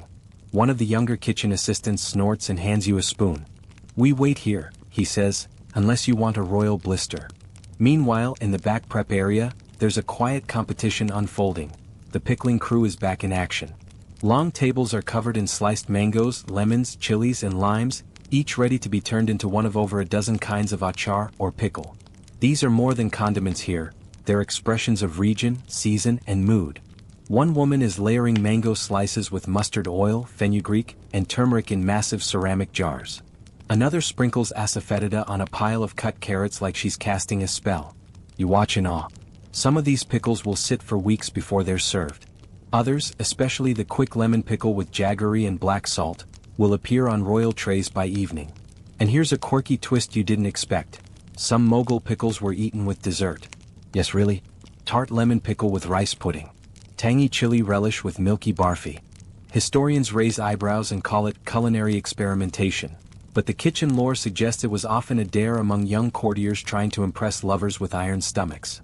Back near the main hearths, a large tray of vegetable pulao is being assembled. Unlike the decadent biryanis, this dish is gentler. Perfumed rice laced with green peas, julienne carrots, lightly toasted cashews, and the occasional clove or cardamom pod. You help fluff the basmati rice, each grain perfectly long and dry. There's a magic to how they keep it from going sticky in this steamy chaos. One of the cooks reveals a tip. They soak the rice in rose water before boiling. You make a mental note to try that back home, even though your stovetop burns water. One chef slices green mangoes and tosses them into a salad of onions, mint, and cumin seeds. Another roasts papad, crackling lentil crisps that blister over open flame in seconds. These will be crumbled over plates as a garnish, like Mughal croutons. The smell is nutty and addictive, and you might accidentally eat one too many straight off the tray. You're forgiven. Barely. In a corner of the room, a debate breaks out among two cooks over the correct garnish for laki kofta, bottle-gourd dumplings simmered in creamy gravy. One swears by fried onion slivers. The other insists on rose petals and crushed pistachios. They compromise. You get to eat the test batch. Win-win. As the lunch trays are assembled, again in strict layers, small bites nestled next to one another in brass or silver compartments, you're asked to help plate. You use a tiny flat spoon to pour just the right amount of tamarind chutney beside the lentil cakes. You place a banana leaf under the mound of rice, fold the roti like origami, and slide a sprig of coriander onto the pickled carrots. You didn't realize that plating was a performance art in the Mughal kitchen, but here you are, turning lunch into a still life. By now the air is thicker, hotter, almost steamy. Sweat pools at your back and your feet feel like they're swelling, but the satisfaction is undeniable. You're a thread in the tapestry now, not just an observer. When the trays are lifted, the lunch bearers move more briskly than at breakfast. Lunch is lighter, less formal, more functional, but still regal. A little after they vanish, you're handed a banana leaf with a small lunch of your own. A scoop of lentils, a dollop of ghee, one paratha, and a wedge of mango pickle. You find a shady spot by a carved marble window. Outside, the garden buzzes with bees and lazy butterflies. Inside, you take your first bite. Somehow, this plain meal tastes more sacred than the rich lamb stew from earlier. Maybe because you helped make it. Maybe because it's simple, real, honest food, the kind that makes emperors feel human. You lean back, plate in lap, stomach satisfied. For a moment, the world stills. And then, without warning, a bell rings from deep inside the palace, short, sharp, and unmistakable. One of the head chefs goes pale. The emperor requests a special sweet dish, he mutters. A low murmur passes through the kitchen. Requests like this don't come every day, and they're not just about cravings. Sometimes they're codes. A mood. A memory. A reminder. This time it's no ordinary dessert. Word filters in quickly. The emperor has requested shahi tukta, a dish of fried bread, soaked in saffron milk and finished with edible silver leaf. You might think, really? Bread pudding? But trust, this is bread pudding on a throne. The kitchen moves like clockwork. Bread is sliced from loaves baked fresh this morning, each square exactly the same size, like architectural tiles. They're fried gently in ghee until golden and crisp, then layered in wide, shallow trays. Milk, thickened with khoya and sweetened with sugar, is poured over them, along with threads of saffron, slivered almonds, crushed pistachios, and the smallest pinch of rose water. A cook leans over and whispers, "You know, some say this dish came from Persia. Others swear it's pure Indian invention." Historians still argue whether shahi tukta evolved from earlier Islamic bread puddings or was a royal twist on local double ka meatha. Whatever the truth, the dish has remained a constant in royal kitchens since the early 1600s. You help layer the nuts. Carefully now, this is for the emperor. Then someone brings the vark, ultra-thin sheets of edible silver, used to dress the dish before it goes out. The leaf is so delicate that even your breath could wrinkle it. You're instructed not to blink too hard as they gently lay a sheet across the bread. The result is stunning. Opulent. Delicious looking if a little intimidating. As the tray is lifted and carried off, you realize something. Dessert in the Mughal court wasn't a luxury, it was a symbol. Of status, of mood, of occasion. A sweet dish could mark a celebration, an apology, a political maneuver, or just a slow afternoon. With the dessert gone and the kitchen cooling down, you sit back against the cool stone wall, letting the midday stillness finally wash over you. Even the fires pause. Even the spices settle. But you already know, it won't last long. No one says it out loud, but you can feel the shift. A certain rhythm has settled into the stones of the palace kitchen, like the slow heartbeat of something ancient and enduring. You're part of that rhythm now, an invisible thread woven into the hours. And as the sun begins its languid descent, golden rays slant through the intricate jarokas and splash like melted butter across the stone floors. It's clear what time it is. Snack time. Yes, the Mughals had tea time long before British colonizers arrived with their porcelain cups and cucumber sandwiches. Only here it wasn't called tea time. It was nashta, a deeply ritualistic affair that hovered somewhere between lunch and dinner, somewhere between sustenance and ceremony. And just like everything else in the palace kitchen, it was anything but simple. You start to notice the signs. The return of the chaiwalas, their carts rattling with tiny spice tins and ladles. The arrival of fresh milk, still warm from the royal herd, carried in copper pots with lids so tightly sealed you'd think they were guarding secrets. And then the unmistakable clatter of frying pans being reheated. Your first job in the Nashta shift is simple: carry the tea leaves. Sounds modest, right? But you quickly realize you're holding a basket of Kangra Valley black tea, dried into delicate curls with notes of apricot and smoke. In today's world, this stuff would cost more than a nice pair of sneakers. You're told not to sneeze near it. You comply. You follow one of the head chaiwalas, whose movements are slow but deliberate. He's brewing 3 types of chai: the classic milk tea with cardamom and cloves, a green tea with dried rose petals, reserved for a dowager empress who claims it helps her memory, and a gezer chai, rich with saffron threads so golden they glow like threads from the sun. The chai is brewed in wide, shallow pots, one for each type, and the scent that rises is almost healing. A spicy, milky fog that curls into the rafters and makes your eyelashes flutter. You're handed a cup, and the first sip is like being hugged from the inside. It's sweet, hot, and unapologetically fragrant. A tiny cinnamon shard gets caught in your teeth, but even that feels fancy. But tea, of course, is only half of Nashta. The rest is snacks, and the kitchen shifts into gear with a casual efficiency that hides years of muscle memory. First come the samosas, triangular pastries stuffed with a mix of potatoes, peas, spices, and sometimes dry fruits for a bit of royal flair. You help fold them, pinching the edges just so, watching the workers seal each one like they're tucking secrets into envelopes. They're deep-fried in ghee until the crust blisters and turns golden. One bite and you understand why the emperor reportedly once banned samosas at a formal court session. Because people kept eating them instead of paying attention. Relatable. Next up, pakoras. Chunks of spinach, cauliflower, or paneer dipped in chickpea batter and dropped into sizzling oil. The air fills with the crackling sound of bubbles breaking. The oil spits and snaps like it's gossiping. You fish one out and let it cool on a banana leaf before taking a bite. The crunch could wake the dead. And the kick of chili hits right after. You need another sip of chai. In the corner, a cook is making dal kakoris, round, puffed pastries filled with spiced lentils. These are trickier. The dough is too thin, they leak. If the filling's too moist, they turn soggy. One cook jokes that they should teach kachori making as marriage prep. You try your hand at sealing one. It looks like a lopsided moon, but it holds. A tray of stuffed parathas comes next. Flatbreads filled with mashed potatoes or spiced radish, brushed with ghee and grilled until crispy on the outside and steaming inside. These are typically served with curd or mint chutney, which a younger assistant is grinding by hand in a massive stone mortar. The rhythm is hypnotic. Swish, grind, scrape, repeat. You try and your arm starts to ache in under 3 minutes. The assistant just laughs and keeps going like it's child's play. On another platform, a chef begins assembling what looks like a dessert but isn't: shakar candy chaat. Sweet potatoes, roasted until their skins char slightly, are cubed and tossed with lime juice, black salt, and pomegranate seeds. The flavor is wild, smoky, sweet, salty, spicy, tangy all at once. It's the kind of snack that punches you awake. You notice a small station in the back with tiny fried discs, about the size of a coin. A cook tells you they're nimkis, savory crackers laced with carom seeds and served dry with masala tea. They're simple but dangerously addictive. You reach for a third before reminding yourself this is not your kitchen. Still, the cook slides a small packet into your pocket with a wink. For later, he says. As the snack platters are prepared for royal delivery, each one arranged like edible art, you're ushered toward a far quieter corner of the kitchen, one you haven't been to before. Here the air is cooler. The light is softer. And there's a drum?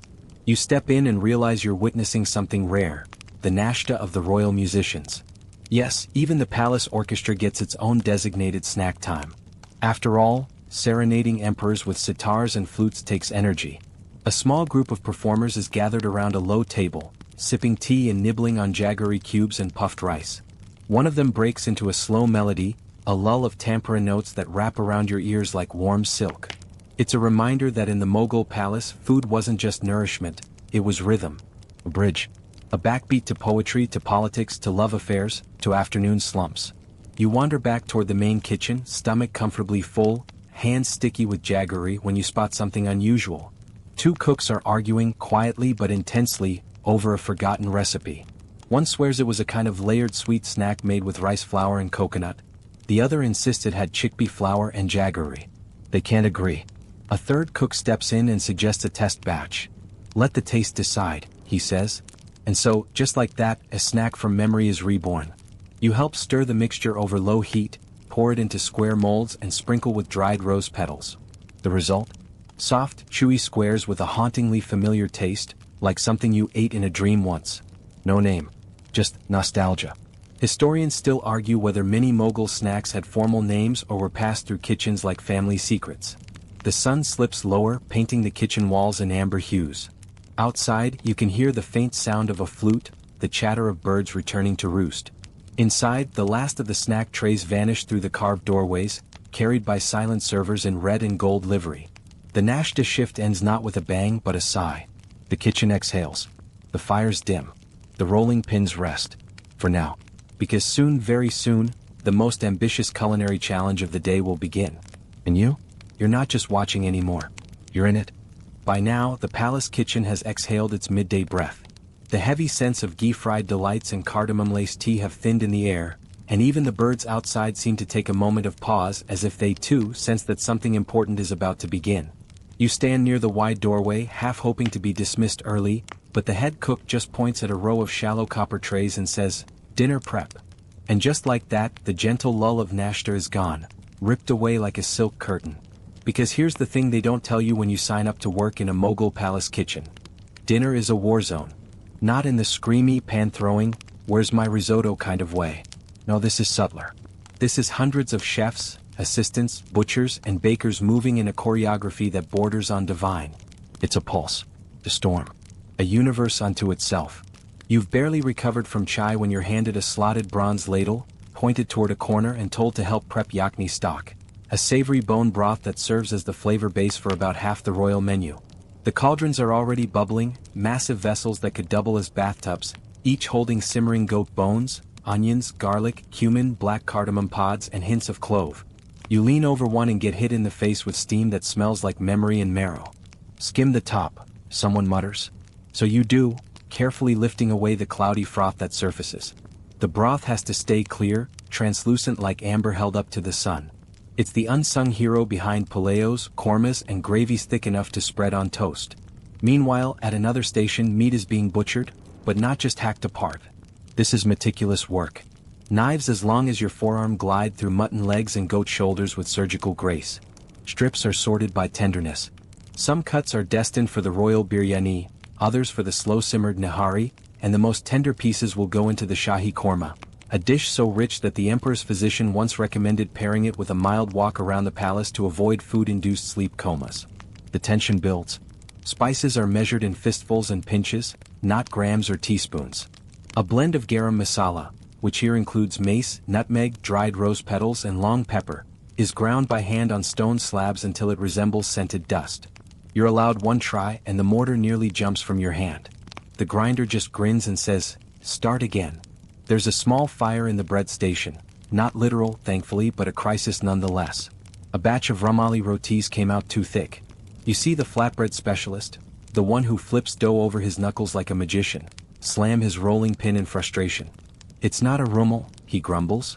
"It's a carpet." Nearby, rice is soaking. Lots of it. Enough to fill a small field. These grains aren't your ordinary pantry rice. They're aged basmati, long as matchsticks and fragrant even uncooked. It's said that Mughal emperors preferred rice that had been aged for at least a year, because it absorbs flavor better and doesn't clump. One emperor reportedly ordered his cooks to taste test rice grains from 5 different sources before a feast. You think of how you once ate microwaved rice 3 days in a row. Royalty ha. At the tandoor station, flames rise higher. Racks of marinated meats, chicken, lamb, and sometimes wild duck, are being lowered onto long metal skewers. The marinades vary. One chicken batch is coated in a yogurt cashew paste with saffron and green cardamom. Another is darker, layered with black pepper, mustard oil, and smoked cloves. A cook flicks water into the tandoor's mouth, and it hisses like a sleeping dragon waking up. And then, dessert prep begins. Because of course in Mughal kitchens, the sweet always arrives before the salt finishes cooking. You're sent to help with shahi tukta, deep-fried bread slices soaked in saffron milk and topped with silver foil. You handle a sheet of that edible silver and it's so thin, your breath nearly sends it flying. It clings to your fingers like cobwebs spun by royalty.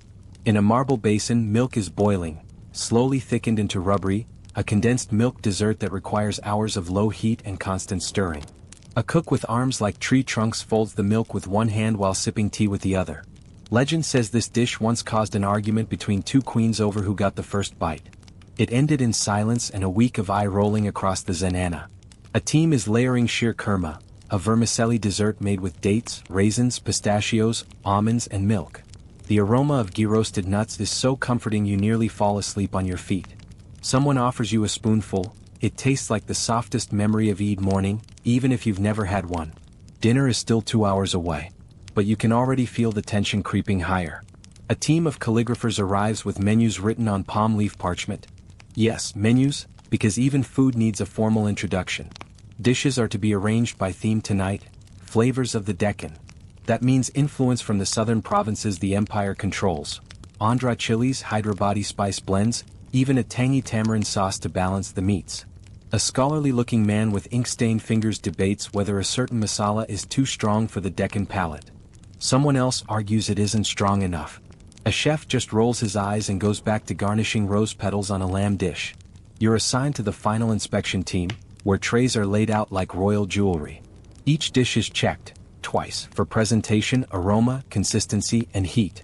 One rice platter is rejected because the silver leaf isn't centered. You whisper, it's edible, but someone hisses, so is a flower, but would you eat it off-center? Point taken.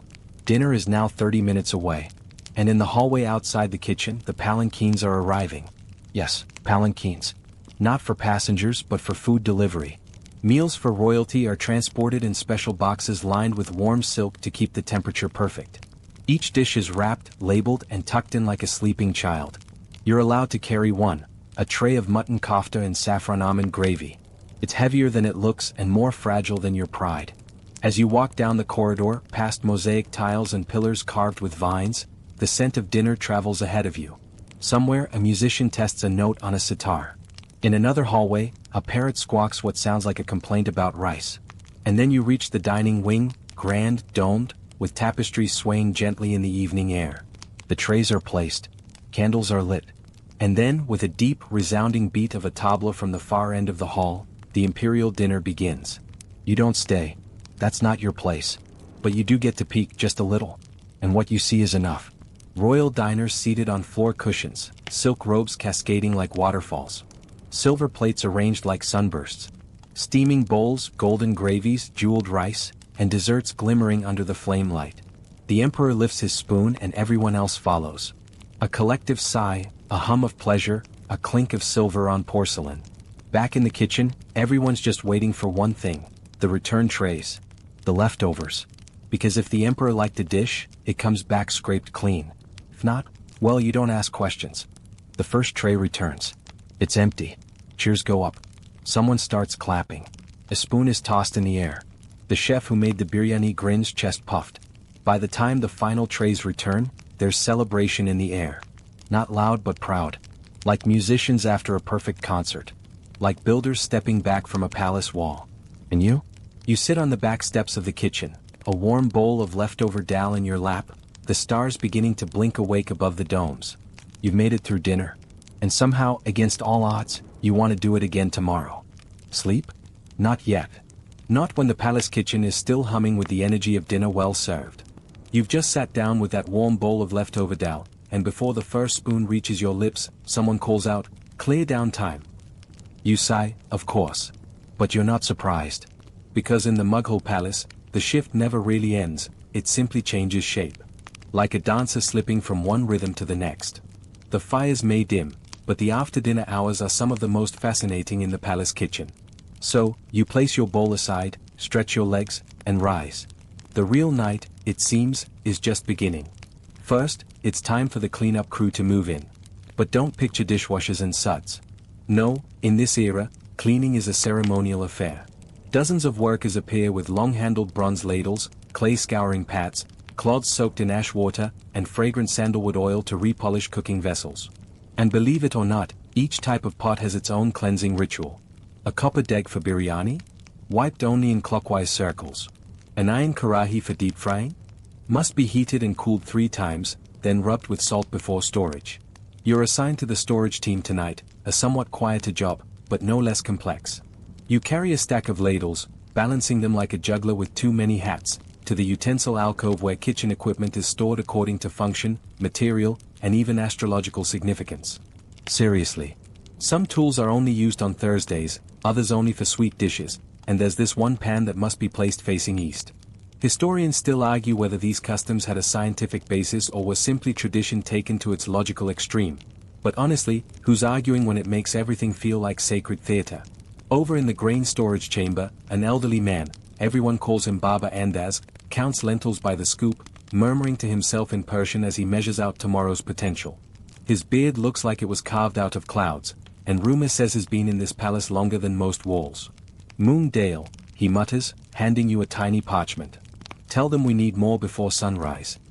You jog off, past rows of flickering lanterns, past a yawning apprentice dozing over a basket of cloves, and arrive at the ingredient records room. Yes, there's a whole room just to manage the kitchen stock, and it's not a mess of tally marks and shouted orders. It's a library of ingredients. Shelves lined with scrolls and wooden tablets, each one listing amounts, qualities, usage records, and past complaints or praises. One scroll reads, Lotus root shipment, 3rd month, not crisp. Discarded. Another. Sandalwood powder from Gujarat, saved dessert on feast night. Order again. The records keeper is a quiet woman with ink-stained fingers and a quill behind her ear. She nods at your parchment and says, that's the 4th Moongdale request this week. You shrug. Lentils are the kitchen's comfort blanket, needed for everything from soups to pancake-style snacks to fermented pastes used in deep frying. She hands you a wax-sealed tag, and you're off again, this time toward the night delivery courtyard. Because here's a truth most outsiders don't know, the Mughal palace kitchen never sleeps. Couriers come in even after midnight. Farmers deliver milk at dusk. Spice traders slip in with boxes of dried saffron, cinnamon bark, and black salt wrapped in wax paper. There's a special rhythm to it. The world quiets down, and the ingredients sneak in like secrets. The milkmen arrive, their pots swaying on bamboo poles. You help unload. The milk is still warm, fresh from buffaloes that are more pampered than some noblemen. The head dairyman does a quick taste test. Not sour, he says approvingly. We can make paina tonight. Paina prep? That's you again. So back inside you go, into the dairy room, where giant pans sit over gentle flames. You pour the milk carefully, stir, then drizzle in lemon juice until it begins to curdle. There's something almost magical about watching soft white clouds form from the clay liquid. You wrap the curds in muslin and hang them over a clay pot to drain. The whey drips like a ticking clock. You take a moment. The kitchen's quieter now. The tandoors have cooled to ash. The last of the skewers has been scrubbed. A distant tabla echoes from the musician's courtyard, soft, almost lullaby-like. In a shadowed corner, the sweetmeats team is still working. They never stop. Tonight, they're making pitha, candied ash gourd. You sneak a piece, biting into the sugar-drenched cube. It crunches, then melts. Stolen sweets taste best, the cook whispers, not unkindly. Another group is preparing spice blends for the next day. It's a complicated art, every blend is personal. One assistant grinds turmeric with sandalwood, while another works on something darker, a smoky masala meant only for venison. The air around you smells like you're inside a dream where everyone wears saffron robes and sprinkles cinnamon on the moon. And then someone starts telling stories. It's tradition, apparently. When the work slows and hands are occupied with simple tasks like grinding, shaping, folding dough, the oldest chefs start spinning tales. Some true, some exaggerated, some completely bonkers. Tonight, one of them recalls a feast for Emperor Akbar where the final course included a dessert shaped like a miniature peacock that sang when touched. It was actually a reed instrument hidden inside spun sugar, he says. Took 3 weeks to build. Someone else swears a cook once convinced a visiting Persian noble that a curry made of jackfruit was actually mutton. He didn't find out until 3 years later. And then there's the classic, the cook who forgot salt in the emperor's soup and nearly caused a scandal so big, it delayed a battle. He later saved his job by inventing a salty yogurt drink so refreshing that the emperor forgave him on the spot. You all laugh, softly, sleepily. Laughter bubbles like warm stew. You glance at the hourglass perched near the spice rack. Only a sliver of sand remains. The night is almost over. But before you can sneak off to rest, the head cook appears and calls for the tea boil. It's the final ritual before sunrise, a fresh pot of chai for the entire night crew. Everyone gathers, helpers, spice handlers, even the musicians who've wandered in from their courtyard. The tea is thick and strong, laced with cardamom, black pepper, jaggery, and just a hint of dried ginger. As you sip, someone starts singing softly in Braj Bhasha, a lilting song about a mango tree that grants wishes. It echoes through the arches, wrapping around you like silk.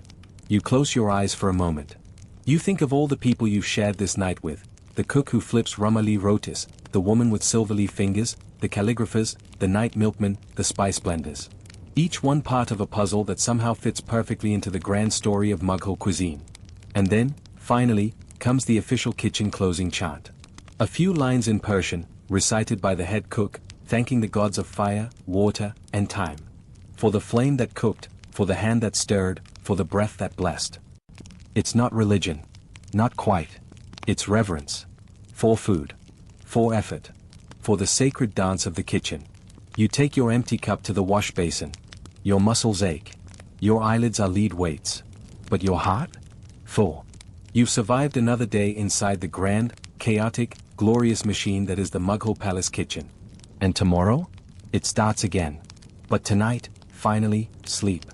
Sleep comes late. But sunrise? That doesn't wait for anyone. The sky above the palace glows from indigo to soft apricot, and before your dreams can truly settle, someone is nudging your shoulder. Time for the morning fires. Your bones protest. Your eyelids want to stay sealed like royal wax. But you're up. You always are. Because mornings in the Mughal Palace kitchen aren't just about breakfast. They're a military operation disguised as a gentle sunrise. You rub your eyes, splash cold rose water over your face. Yes, it's rose water, not tap water, because even your half-asleep grogginess deserves a fragrant slap. Then it's straight to the morning fire team. The firekeepers are already at work. Huge hearths are being relit with ghee-soaked kindling. There's no modern lighter, obviously, so it's flint sparks, twisted cotton wicks, and an absurd amount of puffed cheeks blowing desperately. The tandoors need the most love. They're ancient, temperamental clay beasts that must be coaxed back into life like grumpy camels. You pick up your brush. No, not for painting, and begin cleaning ash out of the flatbread oven's mouth. There's a ritual to it. 3 strokes north, 3 strokes east, a handful of salt tossed in to ward off bitter mornings, as the older bakers say. Historians still argue whether this salting had a preservative function or was just plain kitchen superstition. Either way, you're not going to risk a cranky tandoor on your watch. The first prep of the day is tea. But not the sleepy time kind from last night. No, this is royal chai. Bold, smoky, and brewed in copper kettles big enough to bathe a goat in. The ingredients? Loose leaf Assam tea, whole cloves, jaggery syrup, cardamom pods, and sometimes even a whisper of crushed tulsi leaves if someone remembers to pick them from the palace garden. You carry 2 steaming kettles down the long corridor leading to the zanana, the women's quarters, where the first meal of the day is always served to the royal ladies before anyone else. It's a strange rule, but one rooted in status and seclusion. The women of the palace may not be seen by the public, but they're certainly not forgotten in the kitchen. You're not allowed in the zanana itself, of course. You hand off the kettles to an intermediary, a trusted female cook in a green veil, who disappears behind a silk curtain. Through the gap, you glimpse a flash of embroidered slippers and the corner of a painted fan. Back in the main hall, the breakfast preparation is in full swing. Unlike dinner, which is showy and multi-layered, breakfast in the Mughal court is surprisingly light and precise. The emperor is said to prefer a bowl of stewed apricots, a platter of almonds soaked overnight, a soft parad, and 1 egg, yes, just one, boiled to a maddeningly specific softness. You help peel the apricots. It's a quiet job, but your fingers work like clock hands now, sliding the skins off in perfect spirals. You can smell the rose water in which they were soaked, mingling with a hint of cinnamon and the subtle musk of kasturi, a rare spice used sparingly even in royal kitchens. Nearby, someone is preparing shahi tukta, a breakfast dessert that's like French toast's royal cousin. Fried bread soaked in saffron milk, topped with silver leaf. The cook brushes the top with ghee using a peacock feather because of course they do. It's not just food. It's theater. One of the morning's more tedious jobs is cracking nuts, but today's twist is pistachios. You join the pistachio team, fingers stained green in minutes. You trade gossip as you work.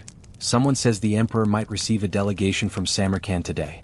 Another claims one of the royal musicians secretly eats 4 eggs for breakfast every day and lies about it to stay in tune.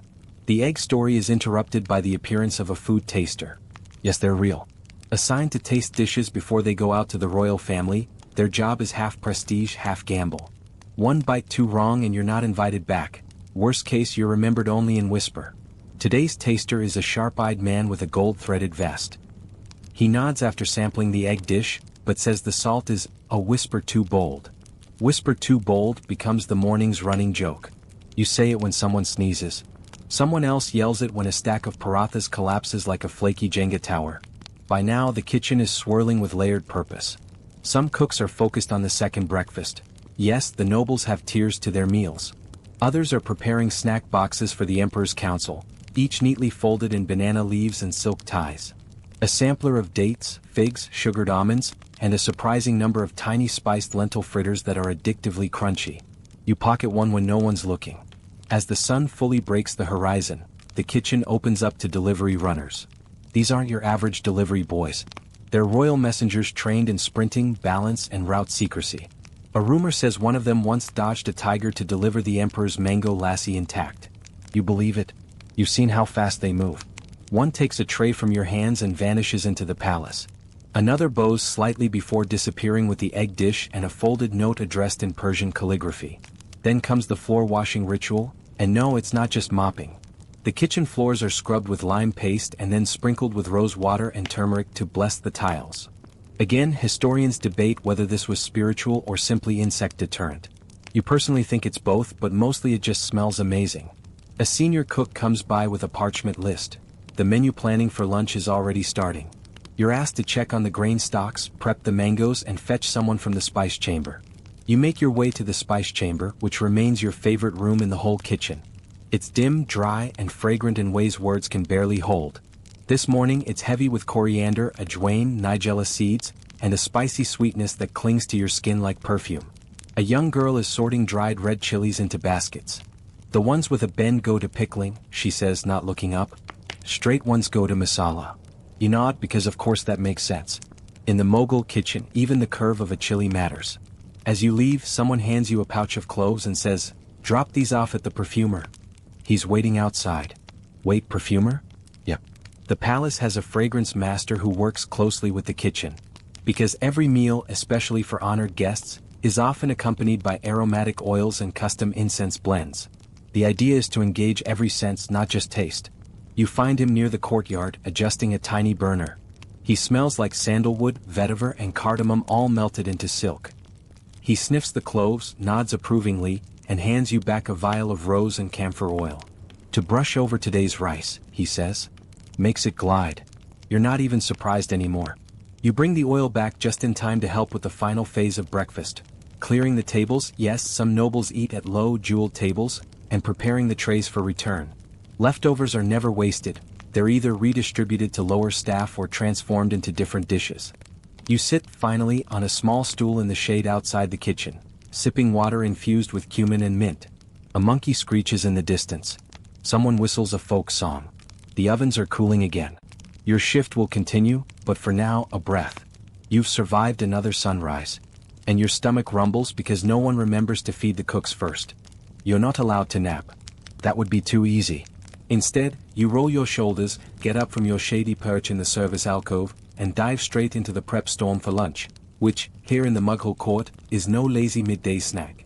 It's a full-blown, 5-act opera of flavor, aroma, texture, and spectacle. Bold, rich, heavily spiced. Timed with such maddening precision, you'd think you were prepping for a royal parade, not a meal. Today's lunch menu? Oh, it's ambitious. Heavy on meat and heavier on expectations. Lamb paranda slow-cooked in a saffron and almond gravy, spiced quail roasted on charcoal skewers, and a rice dish so fragrant that people say it once made a visiting ambassador cry. He claimed it was nostalgia. You suspect it was the chili. First stop, the meat chamber. It's cool here, with thick stone walls that preserve a faint scent of cardamom, salt, and something meaty you've stopped trying to name. This is where the butchers are busy, sleeves rolled to their shoulders, expertly breaking down whole lambs like they've been doing it since birth. Thick cleavers thunk into wooden blocks with hypnotic rhythm.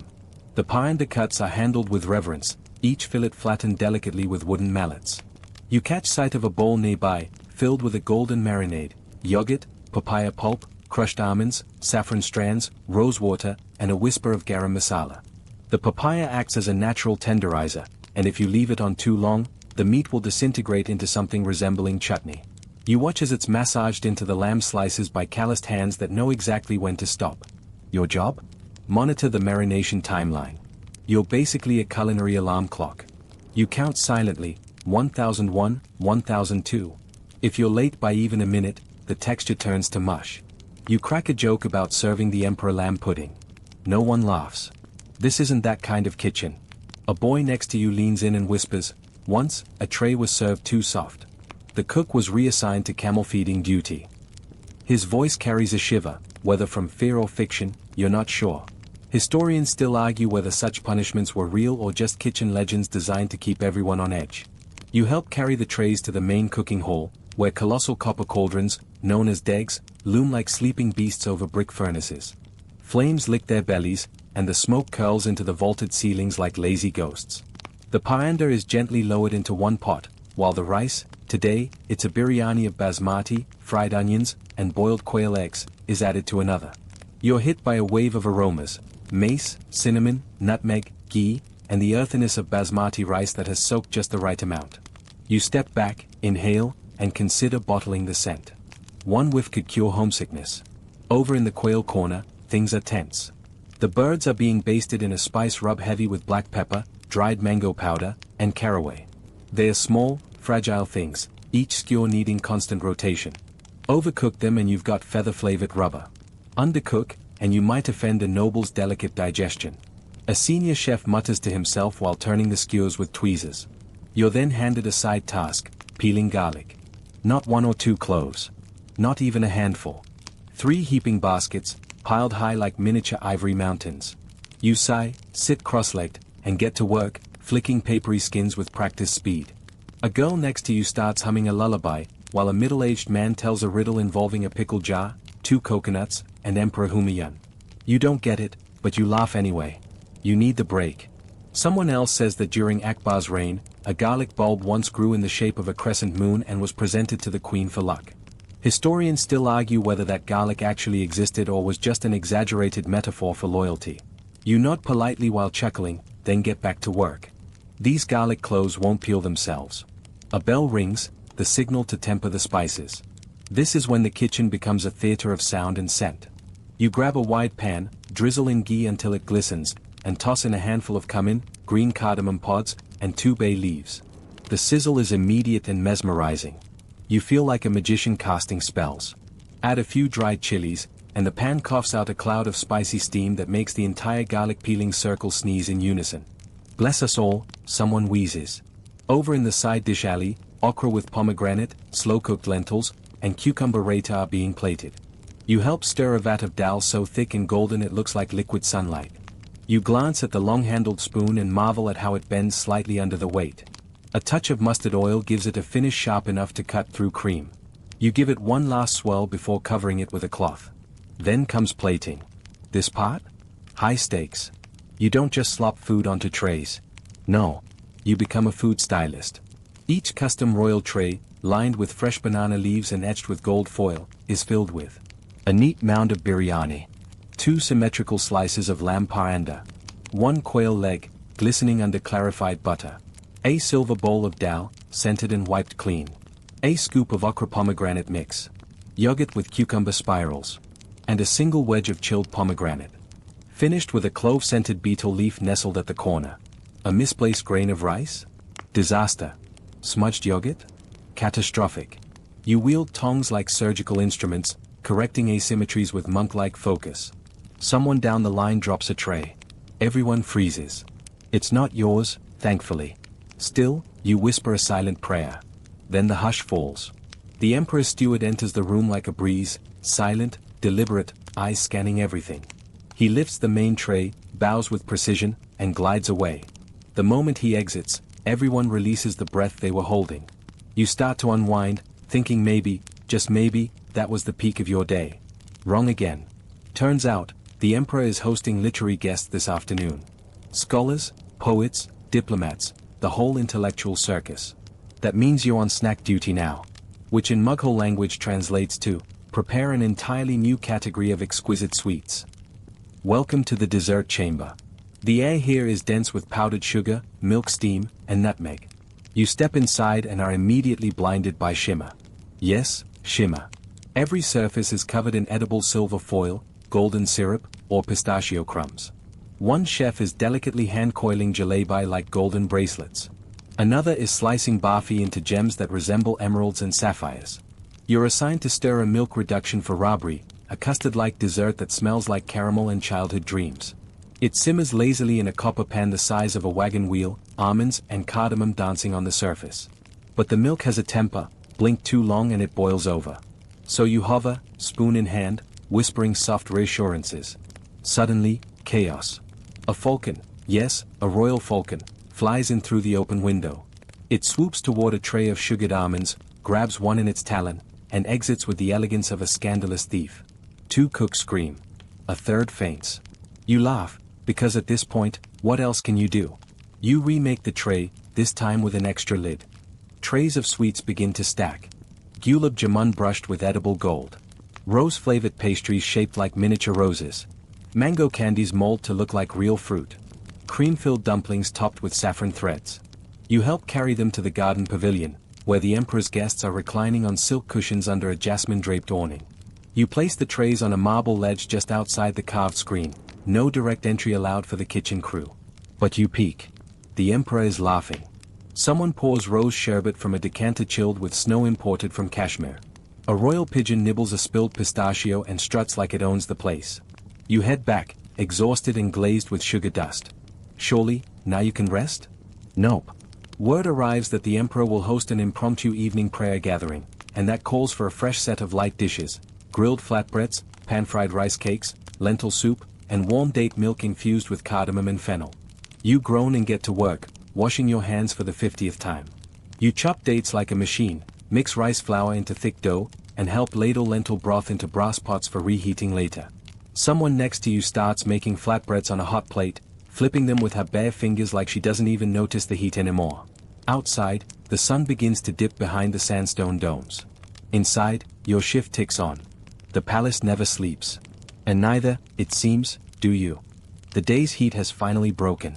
A silky dusk cloaks the sprawling Mughal palace as the last rays of sun dissolve into amber behind the horizon. The sandstone corridors, once ringing with the clamor of copper pots and the rattle of spice trays, are quieter now, quieter but not still. Because here in the palace kitchen, dusk is just a breath before another dance begins. You're sitting by the arched window near the back prep chamber, watching the color drain from the sky. Beyond the marble lattice, the garden glows faintly, lamplit pathways curling between pools and jasmine hedges, an oasis humming with cicadas and the occasional peacock cry. Inside, shadows stretch across tiled floors, creeping up curved columns, turning brass vessels into dusky silhouettes. But there's no real rest in a Mughal kitchen, not yet. Not while the royal evening meal is being readied. You hear the familiar sound of ghee sizzling in shallow pans. That signature pop and whisper as ingredients meet fat. The air thickens with scent, garlic browning, fennel toasting, and cloves blooming open in hot oil. Someone somewhere is slicing mangoes thinly, the knife rhythm steady and precise. Beside them, another cook peels oranges in one continuous ribbon, zest misting into the air. Even the act of preparing fruit here feels ceremonial. You're reminded that Mughal meals aren't merely about food, they're performances. Paintings and flavor. The center of attention tonight is a dish rarely served at court: saffron poached pears swimming in rosewater syrup and scattered with crushed pistachio. It's sweet, yes, but also faintly floral, elegant, shy.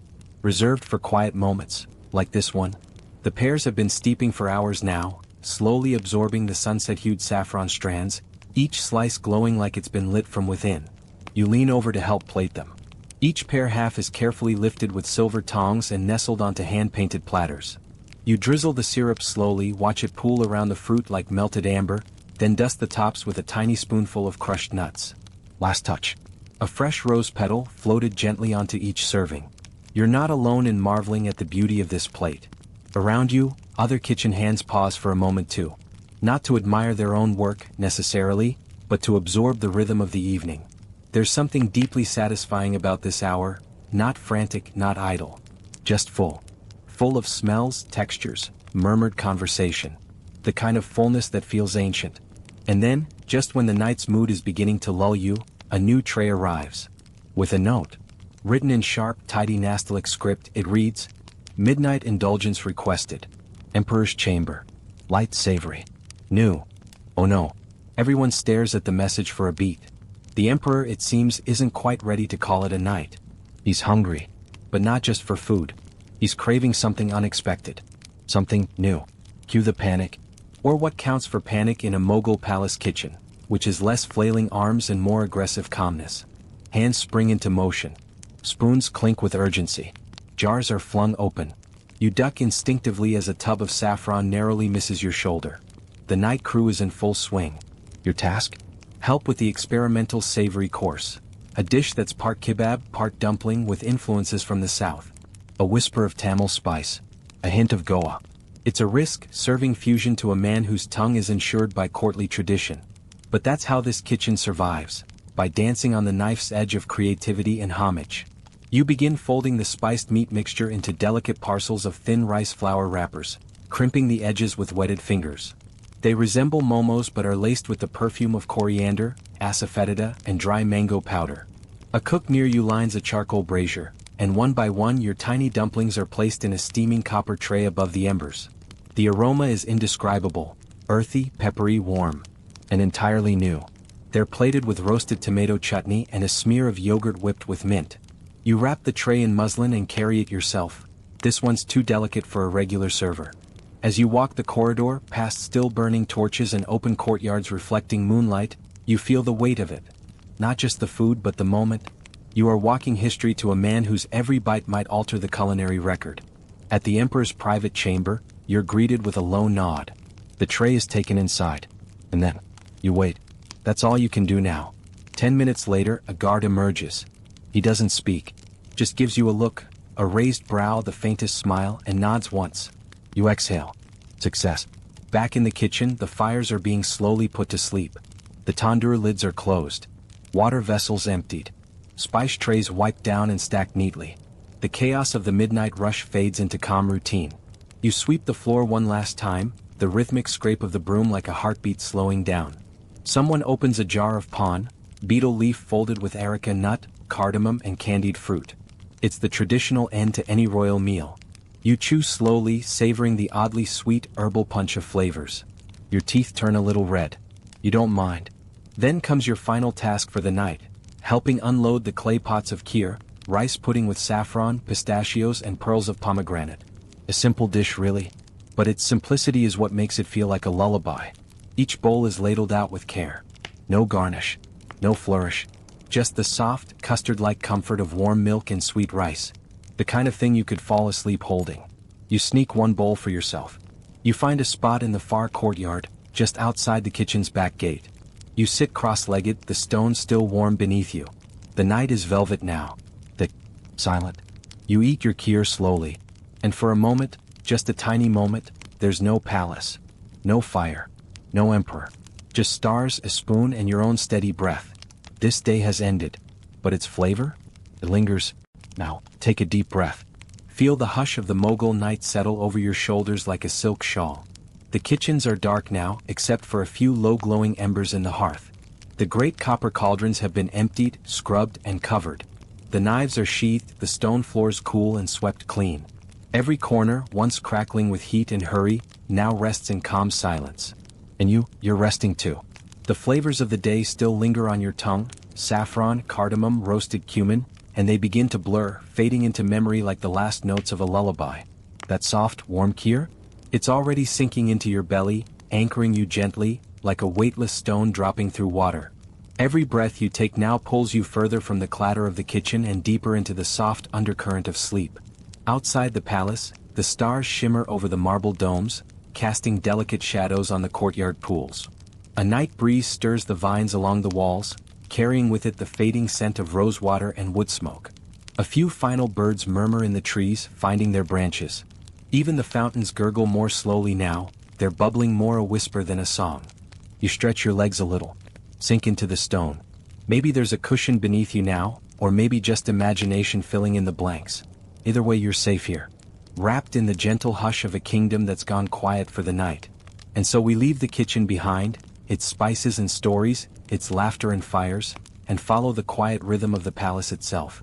You can still hear the echo of distant flutes, soft as breath, somewhere beyond the gardens.